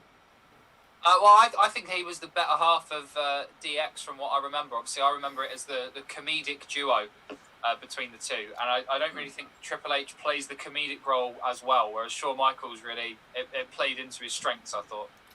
Well, he had to be more comedic, didn't he? Because he was a born-again Christian, so he couldn't get involved in any of the more dubious stuff that they were trying to do. So he'd suddenly go off screen for various reasons. Whilst Triple H was receiving a blowjob supposedly from somebody and coming back and going, "Oh, what's going on, guys? What's happening?" Yeah. And there's the one where I think Triple H backstage is telling him to be more aggressive. It's like at a Raw or something. He's going like, "You need to get more angry. You need to be more aggressive." Okay, fine. He turns to like just this random guy. Yeah. What's your name? Kenny. Bang! Do you like that? I just kicked Kenny. Yeah. And do you know who that was? Remind me. That was Roderick Strong or EC3 or something like that. It was Sean Spears, aka Ty Dillinger. Yeah. Wow. How about that? One of the sort of ritual. So do you remember there's one tag team? So obviously we've spoken a lot about him in DX, and a couple of other things that needs mentioning about Shawn Michaels. This one isn't directly about Michaels. One time he tagged with God, which was quite impressive. Jesus. The rumor is that was originally meant to be Bret Hart. Do you know that? That was meant to be Bret Hart's return there, and it just didn't. The conversations didn't come to pass. But other than that, so the thing which I think is worth mentioning about the Rockers, the legacy of the Rockers with Shawn Michaels and Marty Jannetty, and this is the unfortunate thing for Marty Jannetty, is whenever a tag team breaks up, and we said about probably the most memorable, greatest tag team breakup of all time, is people always talk about, well, who's going to be the Michaels and which one of us is the Jannetty. And I remember one time Miz and Morrison were arguing on television about, no, you're the Jannetty. No, you're the Jannetty, which was so hilarious. But it's just, it goes to show and it is often the case where one of a tag team will be the Shawn Michaels, who will go on to prosper, and the other one won't make it or will completely fail. And it seems to happen like that with most tag teams. Because even though Christian has had success, it's nothing compared to Edge. And you could arguably say about broken Matt Hardy now pushing Matt Hardy up further, but it was always very much that Matt was the Jannetty and Jeff was the Michaels. Yeah, Smoking guns. Smoking guns. Poor old Bart Gunn. Where's Bart? He didn't deserve that. He didn't deserve what he got. No. But okay, anyway, let's move on. Who have you got next, Dave? Oh, my number two, right. My number two is another animal-related one. Okay, is this... Okay, we should guess. We should give a clue and guess from this point All forward. right. Batista. I'll just tell you. Oh, is it Batista? Come on. No, it's not. No. Thank God. I'll just tell you. It is Jake the Snake Roberts. Okay, hang on Still once going again. strong today. Wait 1 second, guys. So here I'm going to show. Got another one. Yeah, nice. But this one is Very signed by Jake the Snake Roberts. Oh, wow. Very Yeah. impressive. It's signed by Jake the Snake. I had him do it at a little indie show. When I say indie show, I don't mean proper indie show. It was like All-Star Wrestling or one of these god-awful promotions that's been around forever. And when I say god-awful promotions, these were the same guys that advertised Yokozuna and Fatu, and then neither of them were there because they didn't book enough seats on a plane for just Yokozuna. And it's like, well, where's The Fatu? glory days of Brit Wres. I know, it was awful, it was awful. Yeah, Jake the Snake was there. I've got a photo somewhere of myself with him. He was a little bit, he was interested in my sister, that's one thing I do remember. But yeah, Jake the Snake, tell us about... Yeah, alright. Well, I will preface this by saying I am aware of his failings. I'm well aware of his faults and things he's done that have been a lot dubious over the years. So, yeah, look, I'm well aware. Look, we're all like normal people here. Who hasn't drunk their own piss?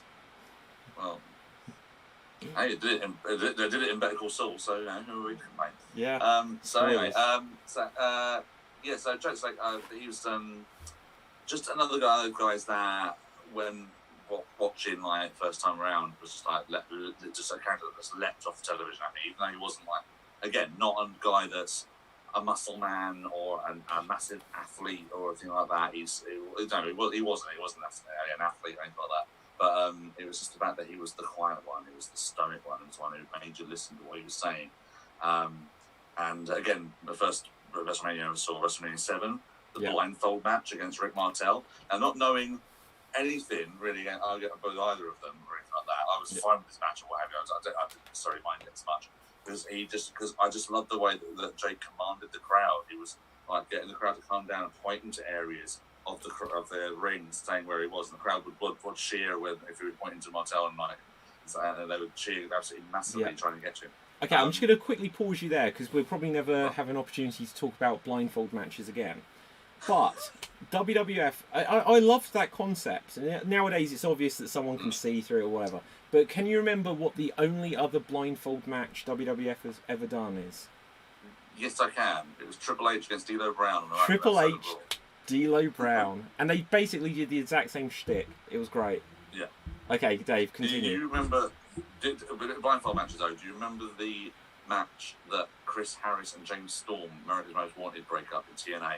They had a blindfold match. It rings a bell. Was this at Lockdown, where everything was in a cage, and one of the matches, and it's like every match. So Sam, in TNA they had a pay-per-view concept called Lockdown, where every match is inside the six sides of steel. And when they first did it, it's like, well, every match is a cage match, but we'll add another stipulation as well. And they did have a blindfold match. I do remember that match. Yeah, and the problem is they had hoods on. And the hoods kept coming off. Yeah. They kept going off every like, other move. It would come off again. And classic TNA. Playing to the finish where one of them takes them off in order to do something dubious and get the win. It kept coming off anyway. Anyway, that's a subject for another show. Yeah. Anyway, Jake the Snake. So he started off as sort of like I guess he was sort of like a journeyman, sort of like in the old NWA and that sort of era. Georgia wrestling and things like that, I think mainly sort of started off in. And but yeah, then the legend is though that he did indeed invent the DDT, which is one of his main thing. And he did it entirely by accident. So he had the guy, whatever happened, he had the guy in the front face lock. So doing something, and he ended up falling backwards and bringing the guy down. And the crowd all went woo because it obviously landed right in his head. Yeah. And the guy was smart enough to sort of stay down. And sort of go, just cover me, you've done something there, cover me. And then they covered it up, and then he just worked on the move from there. So his massive contribution to wrestling is the DDT as a move. And it's still the best one. Whenever he does it, it's always over. So I always like the fact that he was the quiet one that you always had to listen to. He was the quiet one, stoic one, the one that was always going to get into the opponent's heads. I really like that sort of side of him. It's just like it was just an antithesis to all the big shouty monster guys that were in there at the time. And I was heartbroken when he turned on the Ultimate Warrior and like did this weird little thing inside the snake pit dungeon where he trapped the warrior in a cage full of or a room full of snakes that inevitably all bit him and all this sort of stuff. And he was actually in league with the Undertaker, all this sort of stuff. And in changing his sort of whole demeanour to that of a heel as well. It was like, fantastic as a heel, though. I can't believe that. He was fantastic as a heel. He was. Unfortunately, just because of obviously his own personal demons and things like that, he didn't go far into that. He obviously had the big feud with Macho Man, which resulted in that incredible episode. Okay, Sam, do you know what this is going to refer to? So where he had the Cobra. And he had it bite Macho Man's arm, and years later finding out it was a real snake and it really bit him. Yeah. It was venomized, but Macho Man's such a nutter, he was just like, yeah, do it, go for it. And so actually had him doing it. And this thing where it was wriggling the snake around and things like that. And McMahon's on commentary saying, like, look at him shaking and trying to get more poison into him. He's actually trying to get the snake off. The snake wouldn't get off. It wouldn't let go of Macho. He was actually on the bite is so much longer than I actually intended it to be. Wow. The stuff with the snakes as well was always quite intriguing. Obviously, I know that he has been since in trouble with things like that, where he's like mistreated snakes and things like that. So obviously, I'm not abiding by any of that. But the stuff with snakes is always very incredible. Scaring people like Andre the Giant, who petrified the snake and run away and like eliminate himself from the Royal Rumble, throw himself over. That's the one. Yeah. So I have seen that image before. Just to briefly say on this, something I've seen on a shoot interview even quite recently, where with Jake Roberts, where he was saying that before the match, Macho Man came up to him and was like, "So, we're gonna do this, are we?" He's like, "Oh God, you got the snake? Oh yeah, dig it." And he was like, basically, he's like, "So, get the snake. I want to see it bite you first." And he's like, "You want it to bite me now?" He's like, "Well, you know," he's like, "but it's been devenomized." So, "Well, maybe it has, and maybe it hasn't." And so he had to have the snake bite him backstage with no cameras there before Savage would trust to go out there. You know, because he get bitten by a snake. You know, to be fair, if you bit by a snake, I would probably do that as well. I'd be like, I want a little bit of assurance here, mate. Yeah, I mean, it's an incredible thing, and I think was it on AEW this week, or was it last week? I might be muddling up. This week just gone. Yeah, this week just gone. Jake Roberts came out with a snake, put it on Brandy Rhodes. Imagine if they'd actually recreated that idea with Brandy, if she'd have consented to be bitten or something. How incredible would that be in terms of an idea to do to get the headlines back? On wrestling, to get people to watch something. But I think Jake Roberts was actually got into trouble for not looking after his snakes and things. So yeah, literally, that's what I'm saying. He was living in the UK about the time that you were talking about your show. You met him at, and he was living over here quite a lot. And I think he get done for mistreatment of snakes. As I said earlier, he was so obviously notwithstanding that. Apparently, he didn't even like the snakes. He was quite scared of them himself. Yeah, I don't blame him. I always like the ideas of snakes because of Jake Roberts, but I've never had one. But so he had done.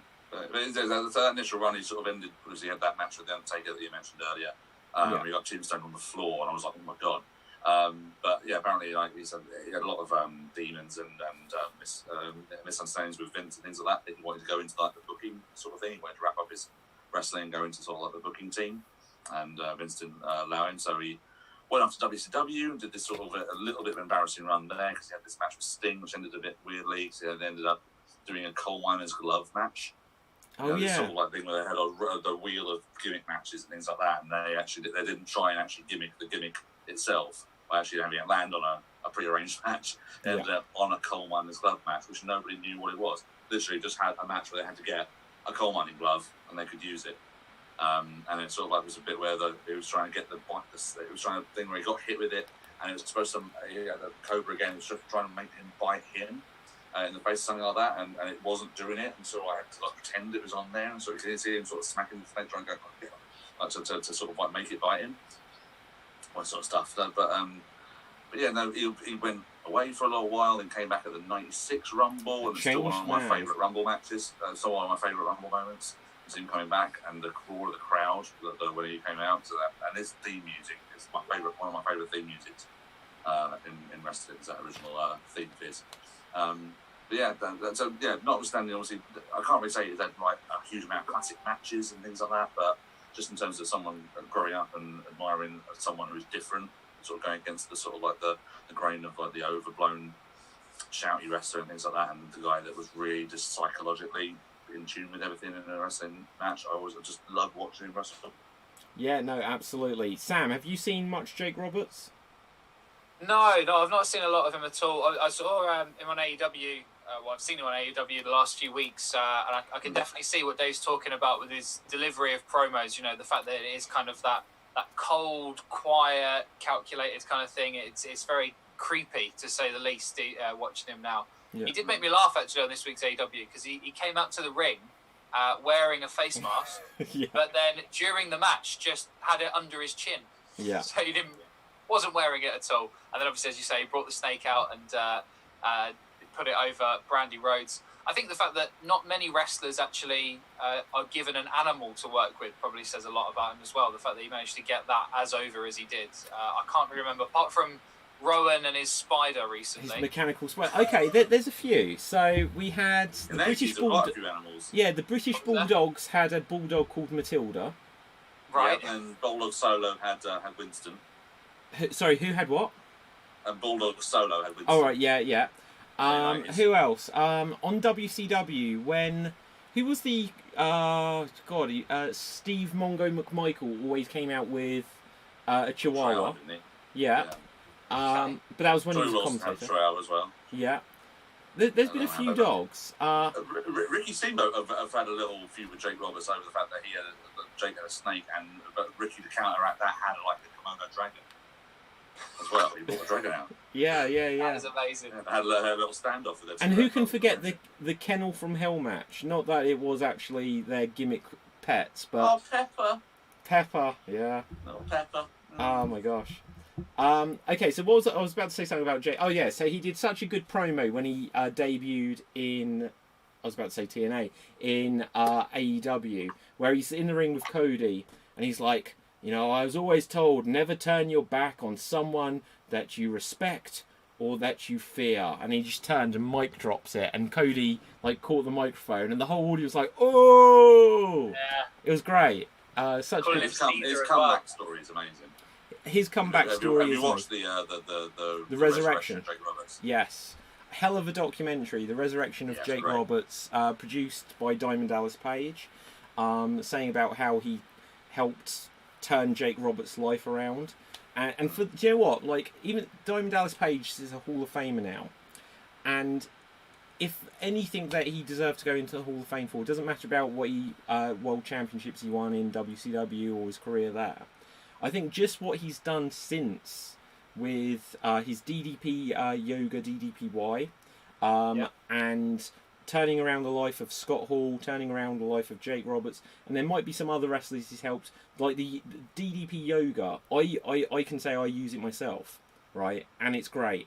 Diamond Dallas. So I'm just going to give we're not sponsored by DDPY, but we'd like to be. Yet. Do you know what? The amount of tweets and stuff, and I sometimes get Dallas Page to like them and stuff, just because I do go on about it.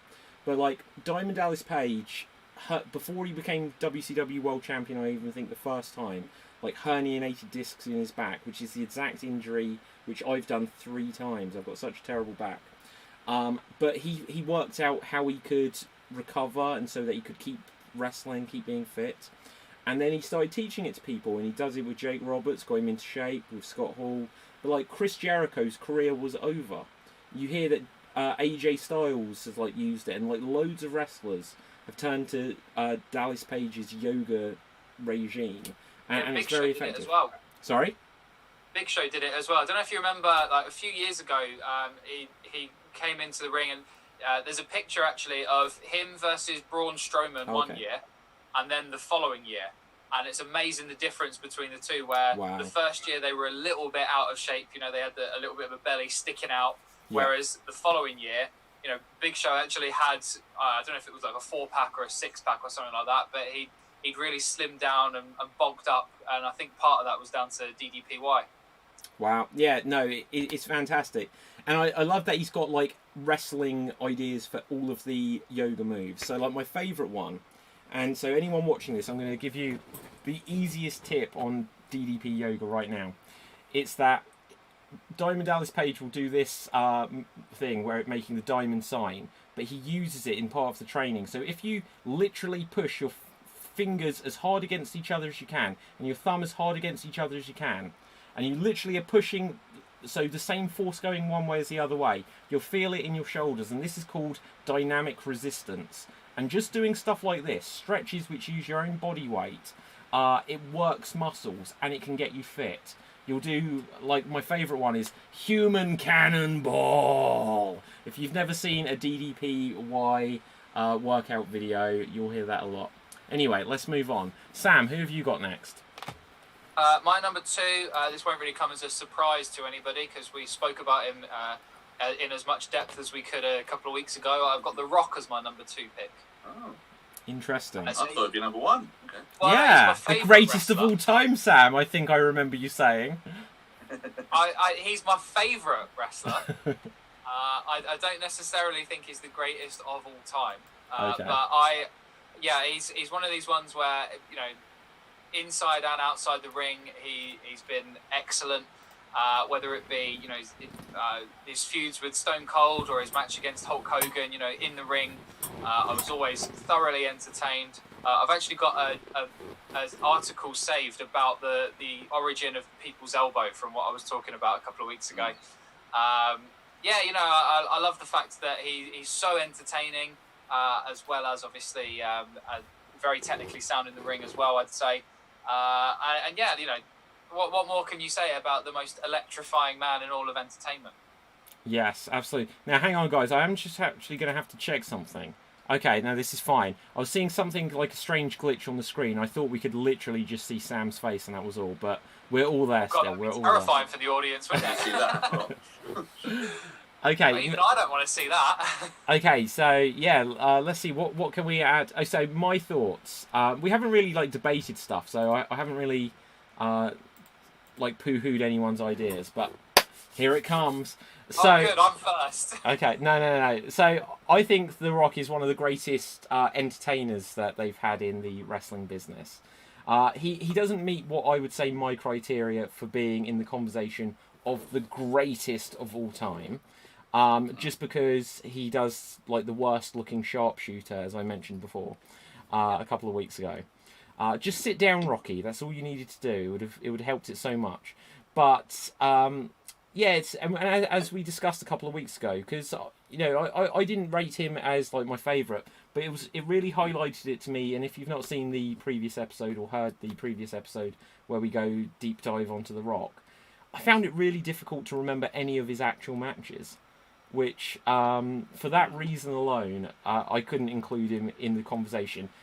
Greatest characters, greatest personalities, and by far the greatest crossover star wrestling's ever produced. To like go into films, be famous like across more than just professional wrestling, certainly. But yeah, what are your thoughts on the great one, Dave? Well, as I say, we said a few things the other week. I think, much like yourself, boy, in terms of entertainment and things like that, probably one of the greatest of all time, as I say. But I think there's some stuff that he did that maybe wasn't as such things, particularly in his like latter run when he came back against Cena and all that. And I wasn't necessarily a massive fan of like the crowd interaction stuff. When I say Dabba, you say Dabba, or whatever it was. He would come in with stuff like that. I like maybe that. Trying to write a little bit. No, I'd say I'm watching some 98 sort of Raw and all that sort of stuff, and just sort of watching his ascent again, and you can sort of just see how he does take the crowd with him along on this massive journey, and how he basically hooks them pretty much whether he's a face or a heel. So yeah, he would be in my top 10 if we were doing a top 10. He'd be in there. So in terms of just overall package, George Hackenschmidt is rolling around in his grave. Right. Okay. Yeah. No. Not to like skip over The Rock, but obviously we did speak a lot about him. So let's see, who have I got? Is this our number 2 now? It's your number 2, I think. My number 2. Okay. So my number 2, I've got. Actually, I'm a complete hypocrite after saying about in-ring performances, because I've got the immortal Hulk Hogan. Oh, please. Mount Rushmore of professional wrestling, Hulk Hogan's face is the first one you need to carve out. No doubt. Okay, so I've introduced him. I'll say a little bit more about the Hulk stuff. So obviously, I started watching wrestling when Hulk Hogan was at his absolute height of popularity, and he, to me, was like the ultimate good guy, the ultimate like face of doing what's right and standing up, and he was a superhero. When I was growing up, I loved watching Superman, and to me, Hulk Hogan was the real life Superman. He was the version of this idea that you had in the real world, and he'd take on like Sergeant Slaughter and stand up for America, and I'd always enjoy his matches. I was like, wait, it's a Hulk Hogan match. For a long time, I was like, the greatest match of all time is Hulk Hogan versus the Ultimate Warrior at WrestleMania 6, which genuinely is a good match. There's nothing. It's probably there might be a couple of other good Ultimate Warrior matches they had with like Macho Man, probably better in fact, or Rick Rude. But to me, I was like, this is like the best match Warrior ever had, and he's against Hulk Hogan, and Hogan had great matches. Obviously, later on, we spoke about perhaps one of the greatest matches of all time was him against The Rock, who I just shat all over. So Hogan and The Rock, they put on the greatest show in terms of a match, and the audience absolutely made that as well. But the NWO, the betrayal I felt in my heart when Hulk Hogan turned heel. I'd like maybe as an idea for a future show, if we like all dig out the Bash at the Beach. Oh, Dave's left us. Oh no, Dave's come back. Didn't like that idea at all. Didn't like that idea. We should like perhaps dig out like the WCW Bash at the Beach show, just to, like watch that and review that as a future show idea. Because it's so unbelievable. It was one of the most shocking moments in wrestling, because obviously Hogan had been a heel in his early career. He was in AWA before he went to WWF, and he may have even been in WWF before that, but then obviously he was in the Rocky picture, Rocky 3, and then he was the All-American Hulk Hogan from 1984 right up until 1996, where one of the greatest things ever, except for Bobby Heenan on commentary. Bobby Heenan, perhaps the greatest commentator of all time, or certainly heel commentator, except for this one night, perhaps, where Hall and Nash, the Outsiders, are taking on Sting, Macho Man Randy Savage, and I think Lex Luger. And so it's a 3-on-3 match, and the Outsiders are going to reveal the third man, the third outsider.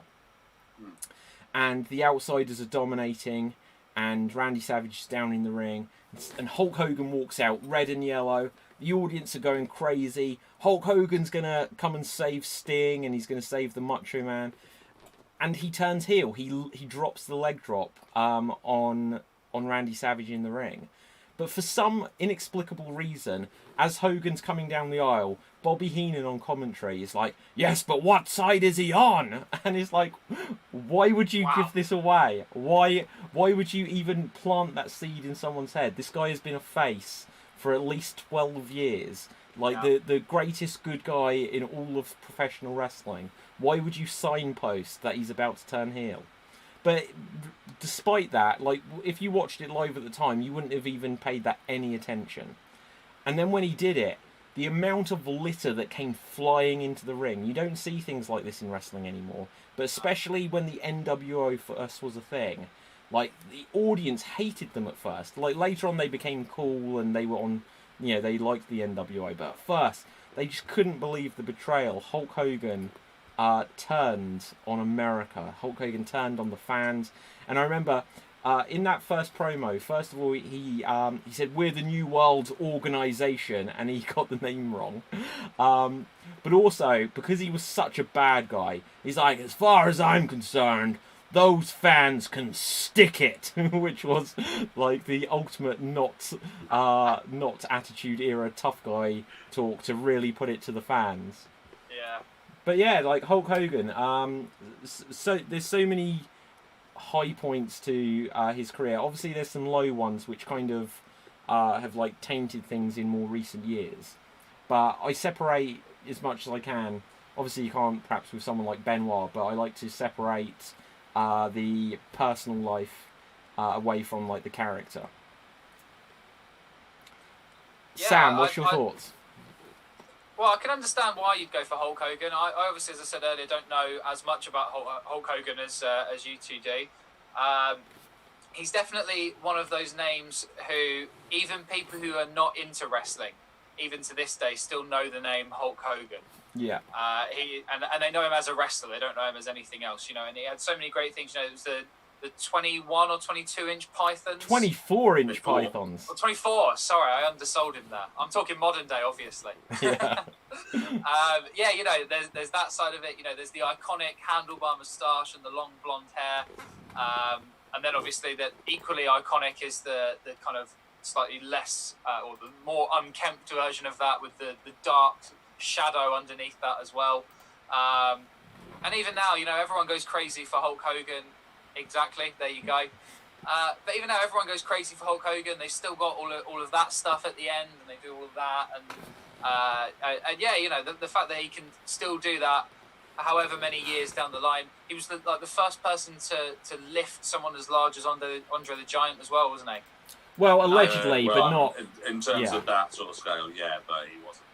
Oh, okay, fair enough. But yeah, obviously, He had a number of iconic moments that are still spoken about today. So as much as I don't know that much about him, I can definitely see why you'd go for him as your choice. Joe, it's interesting you bring up the Andre match, which one of the most famous matches of all time. When you watch it back, it's an awful match. Yeah. It's like so basic. It's not that long, and the story of it goes that, if you can trust what Hogan said, because sometimes he comes out with stuff. But the story of it goes that Andre was a mess, and he was just trying to work out what can he do. Apparently, Hogan may have herniated discs or something, having just mentioned that, like doing the slam on Andre. But he didn't know. He said that he genuinely didn't know that Andre was going to do the favours, because Andre in WWF had never been beaten. And apparently Andre was like, go to the finish, leg drop or something like this, and he did it. But he said that there was always the chance that Andre just wasn't going to give it to him. And in fact, sorry, Dave. Last interjection I'll put on Hogan, until the next one, I guess. But I loved. We spoke about this when we spoke about The Rock the other day. The WrestleMania where Hogan was the host, and then Austin came out, and then The Rock came out, and that when you talk about the greatest characters, the greatest performers of all time, it kind of sums it up probably there, where anyone else is kind of like a big step down after that. But yeah, okay, Dave, you were about to say. Yeah, I mean, what Sam said about him thinking that Hogan was the first person to slam Andre and all that sort of stuff. That's not really necessarily a bad thing. I wouldn't actually make that as a bad thing on you, Sam, or anything like that, or anyone else who thought that, because that is the narrative that Hogan and WWF will sell you on. It's the narrative they will sell you on entirely. If you go on YouTube, there is a compilation of people who have slammed Andre and all that sort of stuff. And he was getting slammed back in the 70s by people like Stan Hansen and some random Japanese wrestlers, Tony Inoki, for example, and things like that. So a lot of people had actually done it, but no one done it on that scale. Obviously, they were trying to sell this big collision as first ever and all that sort of stuff. It wasn't even the first time they'd even done it in WWF. There's a match where Hogan's the heel against Andre, and he slams him in Shea Stadium in a match there, which is bizarre. Anyway, but that's just one example of just one of the reasons why I don't like Hulk Hogan. He is a showman, and he, notwithstanding anything else he's done, obviously another one of the characters that got me interested in everything like that. Absolutely notwithstanding anything about that. But when you hear him talk about his career and talk about himself, he is entirely about himself. He's very overblown. He'll always claim, whenever he talks about slamming Andre, he'll say, "Yeah, I took hold of the 8 foot 700 pound Andre the Giant and slamming down everything." To the extent where you just and like you said earlier, David, there's sometimes you just listen to him talk and you just can't quite believe what he's saying, and sometimes you think, "Are you believing what you're saying, Hulk?" And all this stuff, and this sort of stuff came out with the Gooka sort of the gobbledygooker. Yeah, not the Gooka, not the gobbledygooker. Took Hogan to court. But all the stuff with the Gorka trial and all that sort of stuff. I don't know if you've seen that documentary about that on Netflix. But he just comes across like an absolute a-hole. Did you guys see? Are you watching Dark Side of the Ring? Yes, love it. Did you watch the one about Dr. D. Dave Schultz? Yes. On last week. Yes. So slap heard around the world. And Hulk were really good mates, and came in and all that stuff. And then Schultz did the stuff where he slapped I've forgotten his name, but I can't remember the guy's name. But the reporter, that gets brought into the whole suing and all that sort of stuff. And Schultz basically just shown the door. He's sort of he's almost practically banned from the WWF and all that sort of stuff. And yet, not a few months later, the Hogan does this thing where he's got another talk show host and puts in a face lock. Things like that, and legitimately chokes the guy out to the point where the guy falls down, thwack, on the floor, and nothing happens to Hulk. Oh no, nothing happens to the Golden Goose, not at all. Yeah. So yeah, see that clip. It looks like he almost kills it. It's actually quite scary. But that's just like I say. There's so many things I could go on about why I dislike Hulk Hogan, despite being entertained by him over the years. Certainly, obviously, he's like you say, he is one of the Mount Rushmore faces. Undoubtedly, he's still the one that everyone knows what this pose is and what this pose is and all that sort of stuff. They all know the poses, they all know the routine. And I was just say that if you actually watch Hulk in Japan, in sort of early 80s Japan and a little bit in the 90s, he has some very different style matches. There. He's a very different wrestler in Japan. He does actually exhibit what a good wrestler he actually could be, and things like that. And even then, that's also segued with things like where he does a press conference where he's got the WWF Championship belt and he goes, "Yeah, well, this is just a trinket. This is just like a little toy. I want the Japanese Championship and all that sort of stuff." Which I know he's trying to show the importance of the other title he wants to go for. But it's also like, you're kind of shitting on your own company there, dude.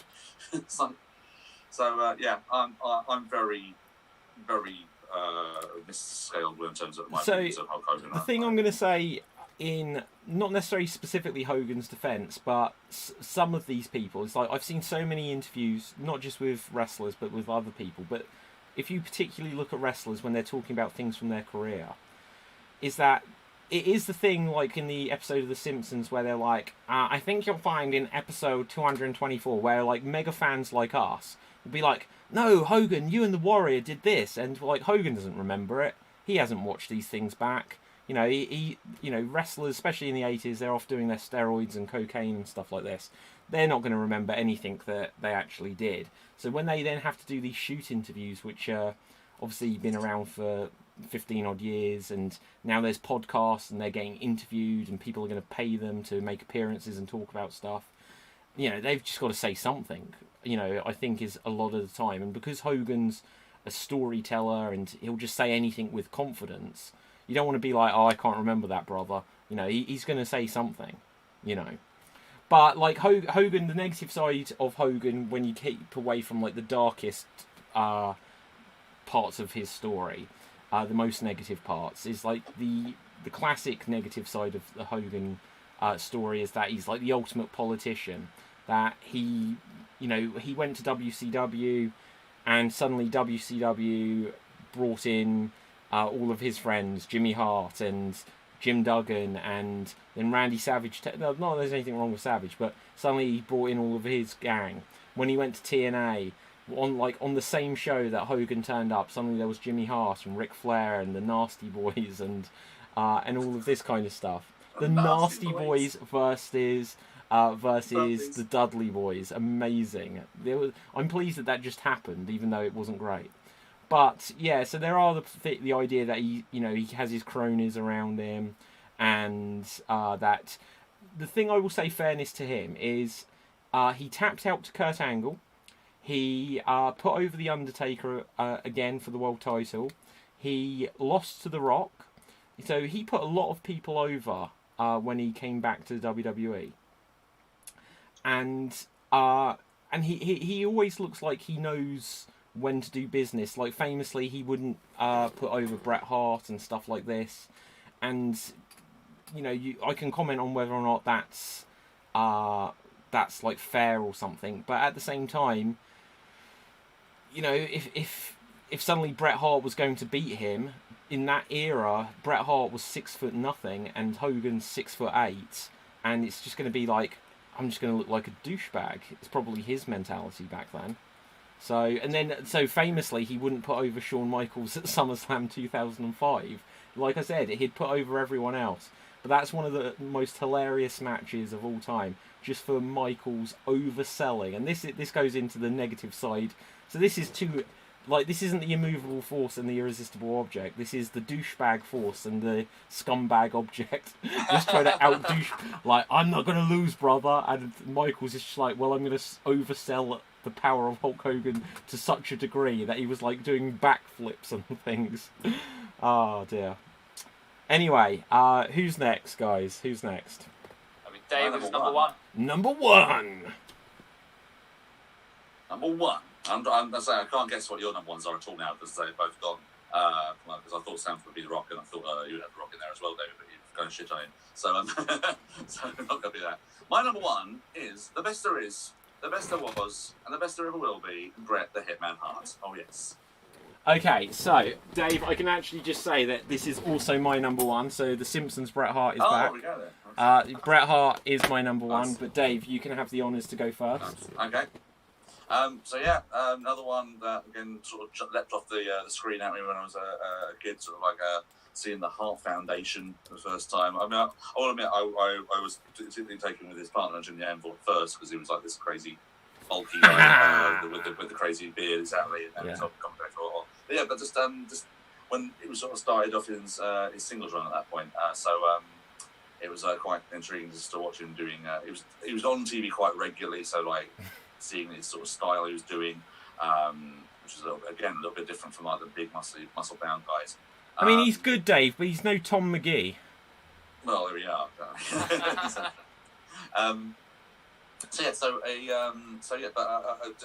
It was just always it engrossed me because I always sort of believed in what he was doing, and I think he sort of puts it best in his book as well. He was sort of one of the guys that he believed more from. He put more into like the shots. He was always like the underdog because he was a sort of a competitor.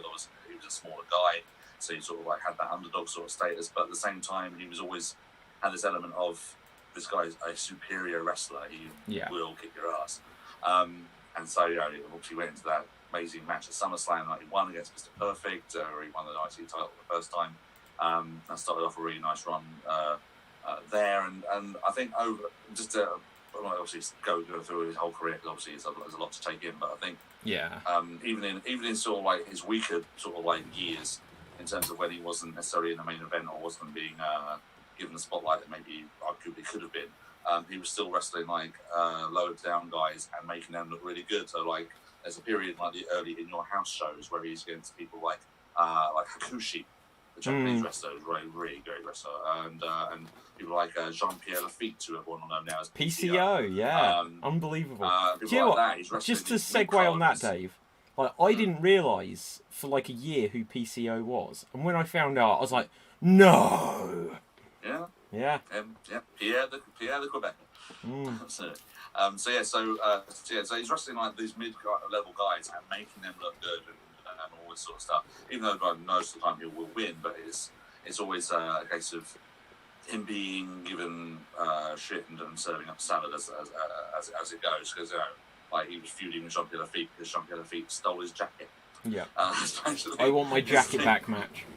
So he had these like little mid-level bits where he would still like put the effort in, but then they would still be able to get back to the top. So like there was so many times where he'd be like the champion, then he'd go back down a little bit, then he'd go back to the title again, and so on and so forth. And then doing the Anti-America Pro Canada sort of run in '97, which is one of my favourite runs I've ever seen, especially when you now consider all the stuff that's going on behind the scenes at that time. So the feud with Austin, like you mentioned earlier, and stuff with the Hart Foundation, the reformation of them, and getting Bulldog and Owen back together, which was like one of my favourite bits as well. Their little internal breakup and him coming out with the same. Which, I've been warring with you two for the last 3 or 4 years.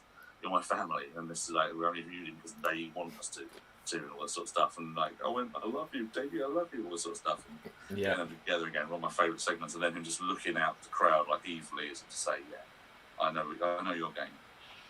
So, all very good stuff. But yeah, it's just as I say, there's the constant sort of like the high level of matches he would always have with just about anybody. Obviously going talking about we talked about a moment ago with Hogan. I mean, arguably, I think that him against Hogan in '93 would have been a really big moment, because I think Hogan was sort of he wasn't like top dog Hogan at that point. So I think it's a bit of a shame that they never did get to that match in '93 that they were sort of like alluding to. Obviously, we're not going to go over Montreal because I think everyone knows what happened there. But obviously, a bit of a shit what happened to him in that. I also felt a little bit sorry for him from that point on, and obviously it affected him because he couldn't get anything going in WCW for a while. He had a really bad run there and all that sort of stuff, even though he still had some decent matches, but he sort of lost his, if you ever read his book or ever watch a shoot interview he did like shortly before he had his stroke, he basically just does lambast the company quite a lot for basically having nothing for him and not having a clue how to run things. So yeah, but just in terms of just a guy I believed in as a teenager, and I liked his sort of moral standing and what he wanted to bring he wanted to bring respect and get respect and show respect and all sort of stuff. I just kind of liked that as a kid. I liked that idea. Yeah, Dave, I fully agree with pretty much everything you've said there. For me, Bret Hart was all about respect, and he was the good guy. So whereas like Hulk Hogan was like, again, fighting for what's right, as the song lyrics go, Bret Hart really continued that on. So in the post-Hogan era, Bret Hart was about like respect, and he was convincing when you watched him. You could believe when Bret Hart wrestled anyone that it's like, well, Bret Hart, he's so smart, he's a technical wrestler, so he can go against Psycho Sid or The Undertaker or Big Daddy Cool Diesel, and he can break them down, he'll work on a leg, he'll pick a body part, and he'll take them down, and he'll find a way of putting the sharpshooter on, and just one of the most convincing in-ring performers. That, whereas I said like Michael's probably greatest in-ring in terms of that he could have like many different style matches, Bret Hart had good matches with basically everyone. Some of my favourite matches, and I thought it was going to be obvious that I was going to be saying Bret Hart. I talk about Bret Hart in one way or another, I'm sure, on every show. But Bret Hart's excellent matches I mentioned earlier with Steve Austin, and it was a shame they didn't get more matches. He had excellent matches, as I mentioned earlier, with Shawn Michaels, including Montreal. That match was obviously cut short, and it wasn't what it should have been. But great match. They had the first ever ladder match in the WWE, which wasn't. It was, you could see it on like a VHS, but I don't think they actually aired it. I had that VHS. Smack 'em Whack 'em. Smack 'em Whack 'em. Yes, I had that. And it's on the network. So if anyone's seen it, it's on the network. Smack 'em Whack 'em. Well, yeah. Not. And do you know what? That was just like a test run. It's not the greatest ladder match by a long way. No. What other great match? So he had a fantastic match, I think, on an episode of Raw or Main Event, whatever it was at the time. Not Main Event. It would have been Raw against the 1-2-3 Kid. Really good 93, match. Yeah. 1993, yeah. So that's short X-Pac versus Bret Hart. And you could have believed then that somehow they did such a good job with Waltman of just making you believe that, oh, he could beat Razor Ramon. Oh my God, he could win the World Championship from Bret Hart. Bret Hart had great matches with pretty much everyone. He obviously he won his first World Championship from Ric Flair. He had the whole storyline, the whole storyline with Owen Hart, to me, was up there with my favourite storylines of all time. So there's this Hart dynasty, as they would in later years say, where there's the Hart brothers, there's Bret Hart, his brother Owen Hart, the brother-in-law, Jim the Anvil Neidhart, and he's now tagging with Owen Hart, the younger brother. And Owen Hart becomes jealous, and he kicks Bret Hart's leg out from under his leg, or whatever the flub he said on Botchamania. But they then have that incredible match at WrestleMania 10, and Owen Hart wins. He beats Bret Hart, but then in the same show, because both Lex Luger and Bret Hart had won the Royal Rumble, co-winners, as a genuine plan, before they then accidentally later did it with Cena and Batista as co-winners. They should have just left there, but they decided not to. Bret Hart then defeated Yokozuna, having lost the world title to him a year earlier, and was then world champion again, lost it to Michaels. But then for years there'd been feuds with Owen Hart. They had a great SummerSlam cage match, I believe. SummerSlam 94, if I remember correct. Yes. And then, like you said, it went on for years, and Brian Pillman came back, and Brian Pillman was like, I'm reuniting the Hart family, and Bret Hart was like, that Brian Pillman's full of crap, it's not true. And then, for some reason, within a few weeks, they decided to do that. And I was like, I can't believe Bret Hart and Owen Hart have got back together. And the incredible thing about it is the way they planned this storyline was that the Hart Foundation would be heels in America. And I can say, being in the UK, because the British Bulldog was part of it, part of the Hart Foundation, they were still the good guys. I looked at Steve Austin, who was, like I mentioned earlier about the double turn, I was like, I don't like Steve Austin. I like Bret Hart. It's like, I'm still on Bret's side. And they had the fantastic 10-man, was it Canadian Stampede? Yeah. And there was Goldust, Shamrock, Austin, and I think the Road Warriors against the Hart Foundation. One of the greatest pay-per-views, main events of all time. The crowd just absolutely crazy for it. They say Heroes coming home. And absolutely. You're right, it absolutely worked. This whole thing of them and being bad guys in America, it worked. And they spoke about family values. Yeah. Yeah, and a lot of time, things like it was just getting revenge. Like when Pillman came back and like attacked Austin, everyone was like, "Oh my god, why is he attacking Austin?" I was like, "I don't remember why he attacked Austin because he fucking broke his ankle. Yeah, that's why." Yeah. Absolutely. And so I loved that era. Obviously, then what happened with Montreal happened, and I was so on Bret Hart's side throughout like his career that when he went to WCW, I'd always been a WWF fan, and I wanted WWF to win in the ratings, even though they were losing in the ratings. But when Bret Hart went to WCW, I was like, to hell with WWF. I'm on the side of WCW now. And unfortunately, it wasn't the just the best run for Bret Hart, but WCW started its decline very soon after Bret got there, which is just coincidence because they didn't make best use of Bret that they could, so it's nothing to do with him. But yeah, Bret in WCW, probably his best match. He had good matches, I remember, with Booker T. He had a fantastic match, which was the Owen Hart tribute match against Chris Benoit, which was about a half-hour match on a WCW when they wrestled in the same arena where Owen had died like 3 or 4 months earlier. Yeah. And then he ended up, he became a world champion, and he was 2 or 3 time world champion in WCW, but he had to vacate it because he had the concussions after the Goldberg match from like this mule kick, super kick thing that Goldberg did. And then he never wrestled again until he came back and had one of the worst matches in the history of WrestleMania against Vince McMahon. And then a few months later, obviously, he won the US title. Was it from... Who was it from? The Miz? The Miz? Yeah.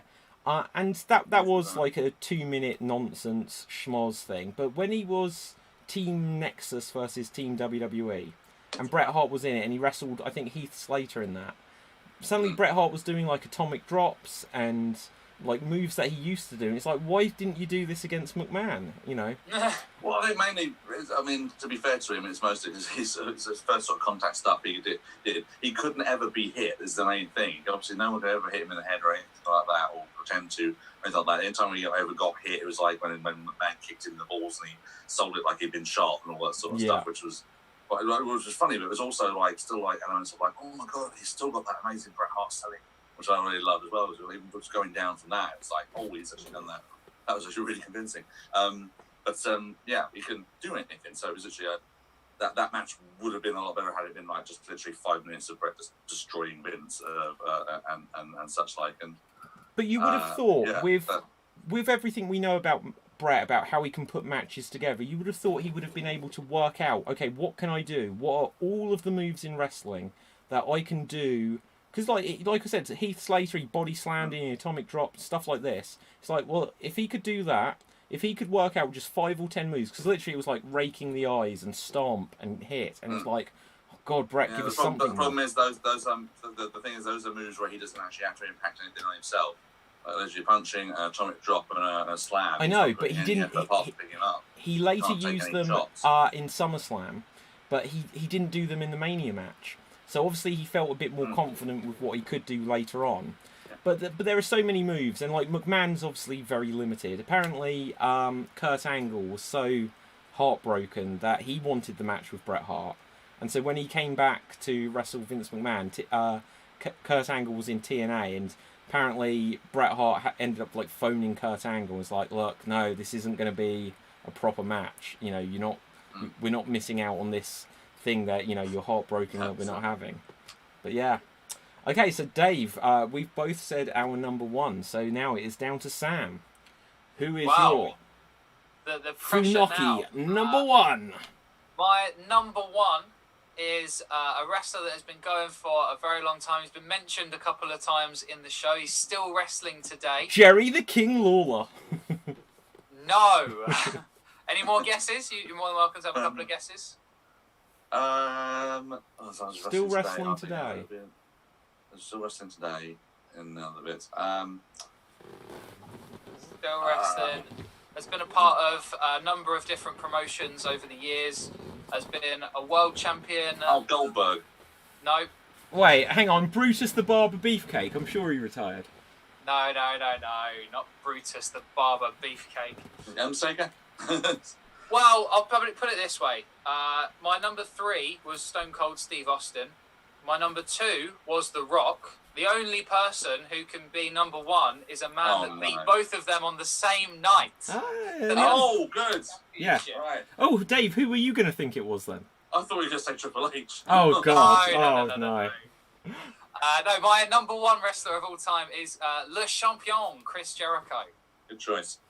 Yeah, just the way that he's reinvented himself so many times over the years, managed to get ridiculous things like the list over with the crowd. You know, he's obviously, as I say, been a world champion.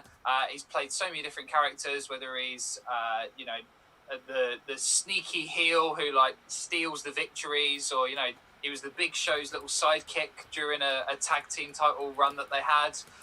He's now the leader of faction. I'm pretty sure that the Inner Circle is the only faction that he's been a proper part of as well in his whole career. I think so. And obviously he's the leader of that. He's now raising and elevating not only other wrestlers but an entire company in AEW. He was sort of brought in as Terry Funk was with companies years and years ago, where he's the big draw.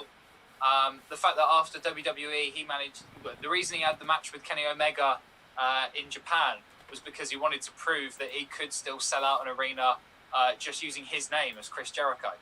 And I think the most important thing about Chris Jericho, of course, is a little bit of the bubbly. Well, I've forgotten about that, actually. That's I'd say the second most important thing then is the fact that he is the artist for his own theme song, which everyone in the world, whenever they watch it, sings along to. Yeah. It's incredible. Every time he comes out, everyone knows every word to the song. It's absolutely brilliant. And he's just, even though he has still, I'd say he's definitely past it now. He's definitely past his prime, and you can, I think so. I think you can see it when you watch him in the ring. He's definitely losing his shape a little bit, and he's not quite. He's losing his shape, but yeah. He's losing his step, and I think he's lost the step as well. He's not quite as good as he used to be. Still a phenomenal wrestler, but yeah, and he can get over such little things, a little bit of the bubbly, and now they actually sell bubbly called a little bit of the bubbly online. So yeah, fantastic. Yeah. Okay. So Chris Jericho, fantastic choice. He would have been on my honourable mentions list. Okay. Yeah, definitely up there. I don't think he's ever quite reached the heights that he could have done. And what's interesting is in New Japan and AEW, he's now showing a little bit that he probably should have. But WWE never fully ran with him, even as world champion. They never fully ran with him as much as they could have, or I think that they should have. He was always put into the spot where he's going to have a fantastic match with someone. He'll have a great storyline, but he'll always be featured on the show and not the main event. Like, even when he was the main event, there would always be something else going on, and his matches may not go on last. But with AEW, obviously showing that, you can have a faction. He can be like the main attraction of the show. And yeah, I think he's great. I remember first seeing him in WCW. And I think I mentioned this a few weeks ago. He forfeited his first match against Dust Wonder Kid Alex Wright after Alex Wright seemingly got injured. And I just thought at the time, I was like, what a loser. Why would you do that? So I just thought he came across like a wimp. And he was someone who was good, but he wasn't massively on my radar for a little while until he kind of became a heel. And he was just in his own element as a heel, where he was feuding with Dean Malenko, who was known as the Man of 1,000 Holds. And he would come out there with Ralphus, who was just this really big fat guy, who just dressed like a slob as his manager. And I can't even remember why he had him, but it was great. And I always felt, I don't know if I hope Ralphus is still alive. They should, if they've brought Virgil into the inner circle, they should have Ralphus somewhere. But he'd come out the man of 1,000 holds, and he'd read out these 1,000 holds, and he was like, arm bar. Then he was like, Russian leg sweep, arm bar, DDT, arm bar. And he literally did this for a few minutes, where every single second move of this 1,000 holds list was armbar.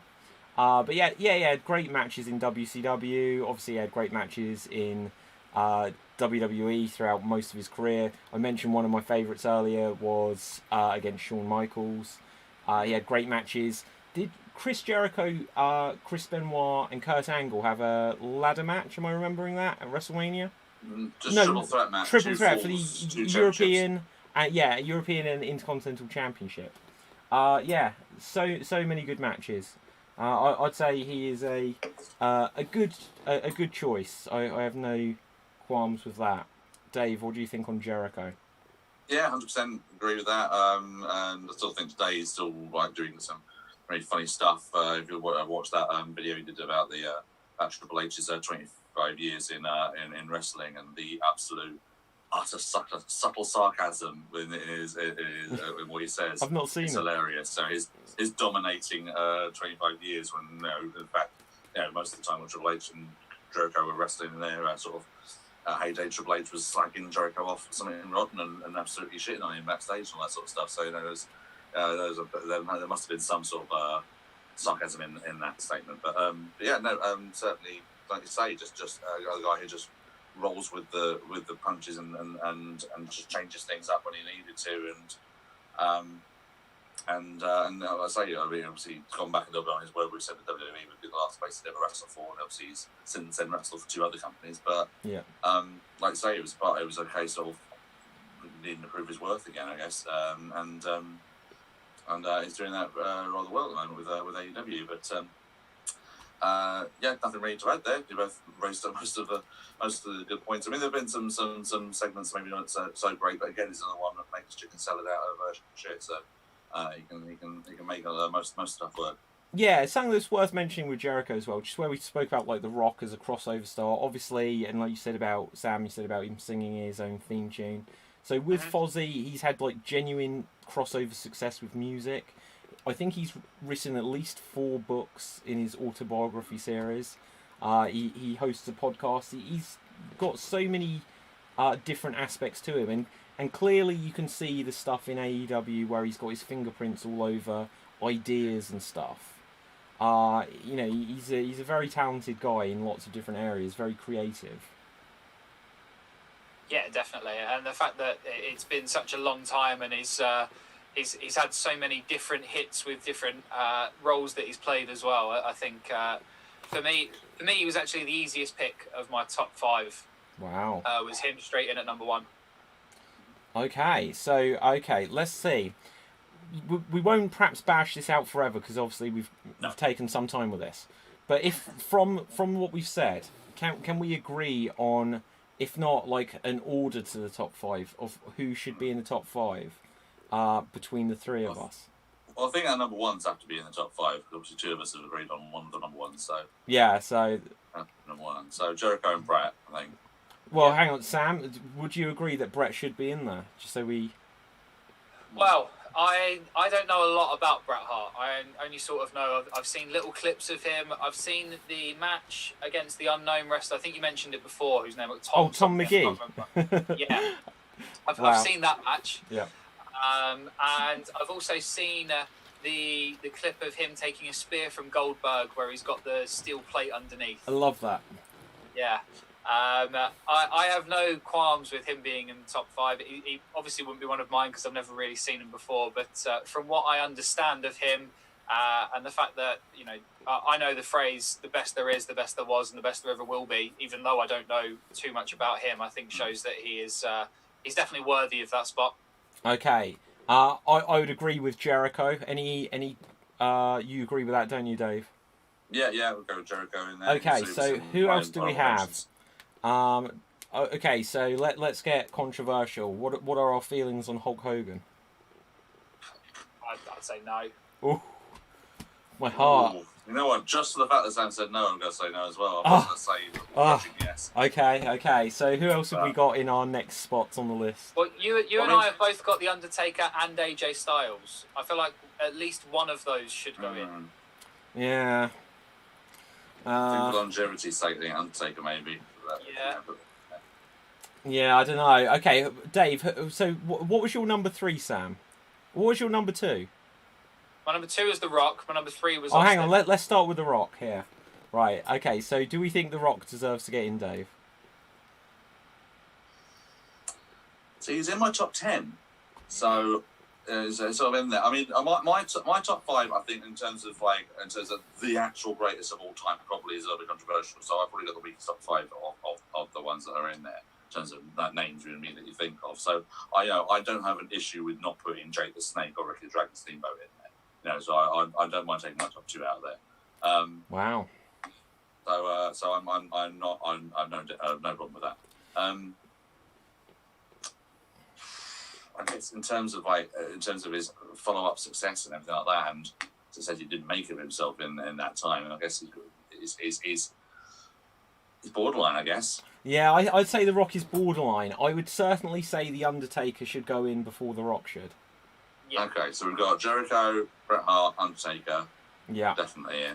It's definitely. Okay, so next on my list was Mick Foley. Again, I would say I would put Foley in ahead of The Rock, but I don't know that I would definitely have Foley in a top 5 for me. Top 10, he could be a contender, but I'd need to think about that because I hadn't even I'd forgotten Foley to put down as my near misses list, but I certainly understand the argument for him. So who else do we have? We had someone said Austin, didn't they, at some point? Yeah, Steve Austin. See, okay, again, I would put Austin in above The Rock. Mm-hmm. Again, Austin was in my top 10, but not in my top 5, so I'll probably put him in there as well. But I'd probably put him ahead of The Rock. What about Shawn Michaels, guys? It's another one like Hogan, where I just have this issue with some of the stuff in there, but not as much as a problem. I think he actually contributed more in the ring than Hogan did. So possibly he's another borderline one for me. Okay. So what we've agreed on Jericho, Bret Hart, Undertaker. Jericho, Bret Hart, and Undertaker. Okay, so Sam, who would you lean out? Would you put The Rock above Austin? If it was just my list, I would say yes. But trying to come up with a list for all 3 of us, I feel like from the conversation we had that Austin would go above The Rock. Yeah. And Sam, what's your feelings on Shawn Michaels then? I think he's a very good wrestler. Obviously, I don't remember the first part of his career because it was before me. So I can't really comment on anything to do with like being the Rockers or anything like that. I only really sort of know him as the comedic DX. Yeah. Know him as the guy who took on Triple H in the sort of best friend versus best friend feud. And I know about his matches, at WrestleMania, Undertaker, Ric Flair, that sort of thing. But I don't know about the earlier stuff. Okay, so... Okay, Dave, what are your feelings on AJ Styles? Because obviously both Sam and I had him.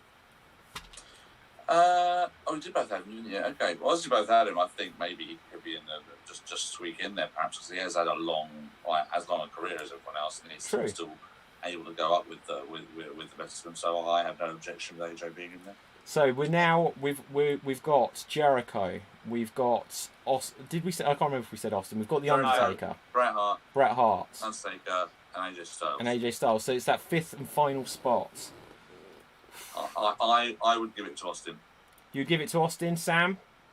Well, it looks like the 3 that we're debating between is Austin, Michaels, and The Rock, and I think I'd probably lean towards Austin as well. I think we're closest on agreement on Austin. So yeah, Austin will make it. There we go. We've got our 5. The Superkick Mania top 5 goats. Yeah. In no particular order. Yeah, let's not put them in order now. Okay, let's very quickly, before we wrap this up, let's find out who are on our near misses lists. Yep. Okay. Okay, Sam, you can go first here. Oh, I'm going first now. Okay, cool. So my near misses. So we had Shawn Michaels was on my list of near misses. I also went for Triple H because of the longevity of his career, the amount of titles he's won, and everything. Randy Orton, of my time, is probably the most sadistic heel that I've ever seen. So well, until The Fiend, obviously, but I would say that he's up there as some of the best. John Cena, I don't think you can argue with his success. Whether you like him or not as a character, I think is obviously debatable. But whether it be the Doctor of Thugonomics or Super Cena, I think the success that he's had is unprecedented. And my last one was a little bit of a wild card. I'd go Kenny Omega as one of my near misses. I've got Kenny Omega on my near misses. I don't think his career has played out yet, but I haven't loved what he's done in AEW as much as some of the matches I've seen from Japan that he's done. But he has had some very good matches in more recent times, just before lockdown sort of happened. Okay, Dave, who are your near misses? Well, I've got quite a few. Say Jericho's on the outskirts as well. Rock and Austin were on there as well. Had Kurt Angle. Oh my gosh, I'd forgot Kurt Angle. Very good job. Yes. Kurt Angle. I've just suddenly thought of another name I didn't put down, but I'm going to put down now. Eddie Guerrero. I've got him on my list. Yep. I've gone a little outside the box for the last couple though. I've gone the man they call Vader. Ooh. One of my personal favourites. Yeah. Just in terms of never like a particularly like the most smooth matches, but just in terms of a guy that scared the crap out of me. In terms of like, I do not want to be in that ring with that man. And having actually gotten to see him live as well, believe it or not. Oh, well, when was that? That was at Revolution Pro in 2016 against Will Ospreay. Ah. Very nice. That's a story for another time. I'll tell you the story of that match for another time. Also, speaking of people I've seen before, I had Jushin Thunder Liger in there as well. And finally, the Great Muta. Very good choice. He was on my list. Oh, nice. Yeah, very good wrestler. When you there's so many, but the Great Muta, so underused in, like, he was only in WCW. He was never in WWE. I think is that correct? No, never in WWE. Never. But in WCW, he was always seen as very well respected, but they never used him enough. Okay, to rattle through people I've got on my list of outsiders. So there's some crossover, what we said. I had Jericho on my list. Kurt Angle, I definitely agree with. I've got Kenny Omega, I agree with. Ric Flair, no one's mentioned Ric Flair. Even a little sniff. I can't believe no one mentioned Ric Flair. Rey Mysterio Jr. Oh yeah, he was on the outskirts of my list as well. Yeah. Eddie Guerrero already mentioned. Sting. If you've not seen much Sting, check out more Sting. My friend Colin would definitely have had him as his top. So yeah. Yeah. I'm not a big fan of his matches, but there is something about Brock Lesnar where I think he's got to be in the conversation a little bit, just because what he does do works. And there's been times where people may get tired of it. I don't always enjoy his matches, but sometimes there's matches where it's like I'm very interested to watch them, and might be really into them. But then the last couple of mentions I will give, actually a few more. Rick Rude I'll mention. Ravishing Rick Rude, incredibly good. Daniel Bryan I would mention. And CM Punk. Okay, I've just thought of one more as well. Yeah, go on, Sam. Definitely not one that anyone would have thought of, but I'd give a little special mention to Goldust or Dustin Rhodes. Yeah. Very good. I think. You know, the longevity and the fact that, you know, he might be in his 50s now, and he's had this resurgence over the last 5, 6, 7 years where he's come into his own and he's probably better than he's ever been. Yeah. No, absolutely. Also, I will actually add one more, because I did think about putting in my top 5, actually, just because he was always the one of a particular group of wrestlers that I always enjoyed most and maybe never got his due. I'm going to say Arn Anderson. Yeah, really good. He was always extremely good to watch in the ring, and it was just like he was a great brain for the stuff as well. And he one of the brain busters, you may say. Things like War Games apparently was his concept. Yeah. Really? So I thought War Games was a Dusty Rhodes concept. Well, it might, but War Games was certainly, Anderson was certainly very, very affiliated with War Games. He was pretty much in just about all of them up to a point. Yeah. Was it Arn Anderson or Pat Patterson that came up with the concept for the Royal Rumble? Patterson. Pat Patterson. Yeah. Oh, okay. Yeah, no, there's so many, like Jake the Snake's another names. fantastic choice. Ted DiBiase, Randy Macho Man Savage. Yeah, he's so obvious as a choice. So many good wrestlers, and there's so many good wrestlers where we speak about someone like Arn Anderson. We mentioned Bobby Eaton earlier. There's so many good wrestlers who are just like really good wrestlers. Even like someone like what? What a sentence! What a sentence! I know, but you know what I mean. So like The Rock John Cena may not be the greatest wrestler as they are personality and everything. Hulk Hogan may not be great in the ring unless you watch some of his Japan stuff. But there are people like we mentioned about Arn Anderson.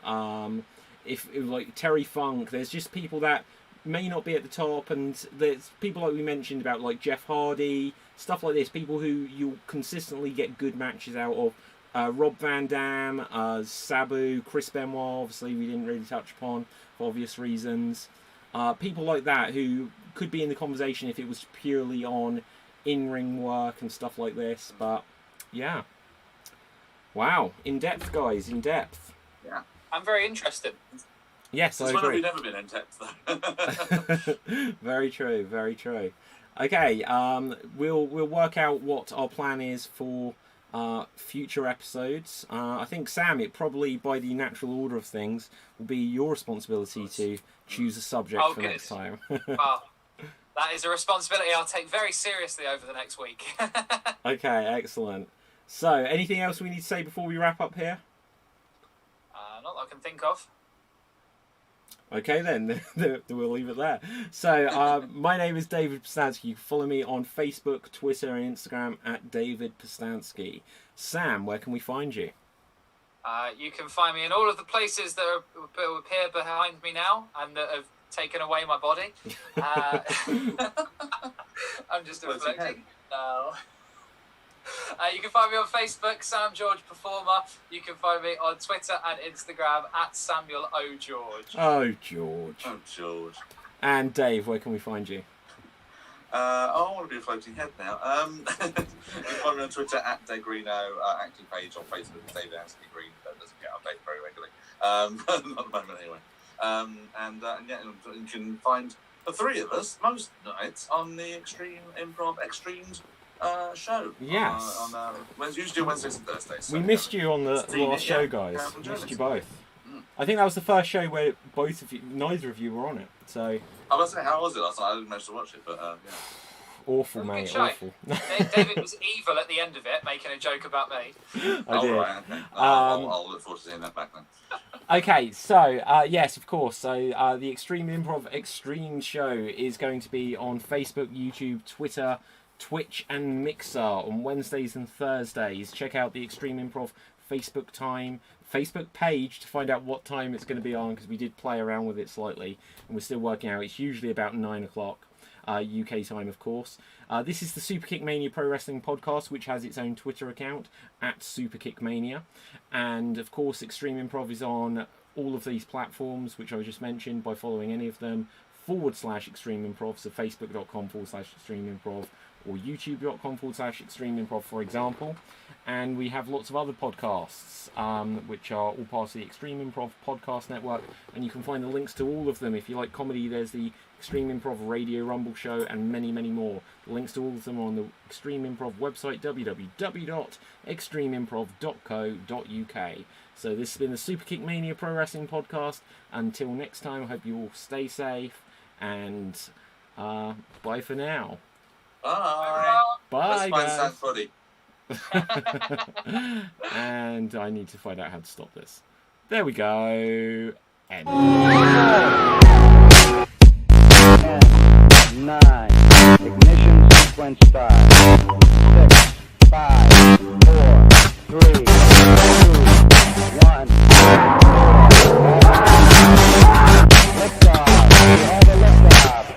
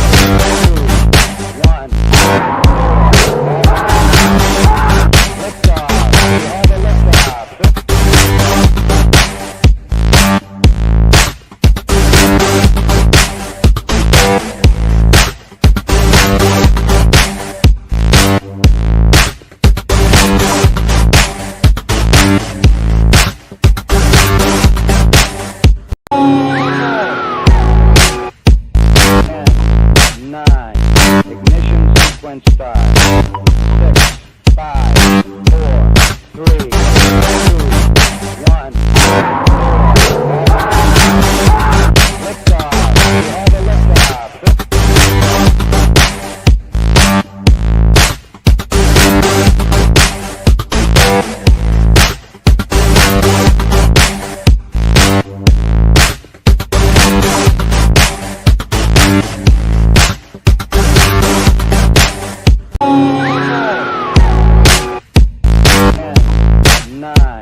Ignition sequence start. 6, 5, 4, 3, 2, 1. Liftoff. We have a liftoff.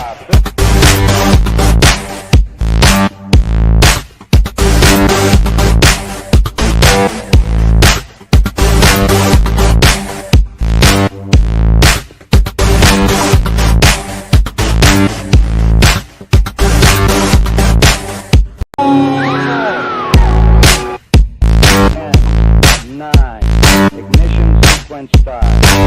6, 5, 4, 3, 2, 1.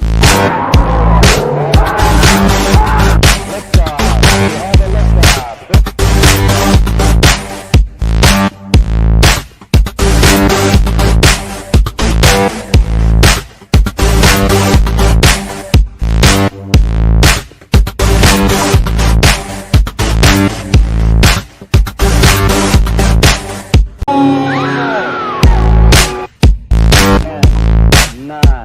Ignition sequence start. 6, 5,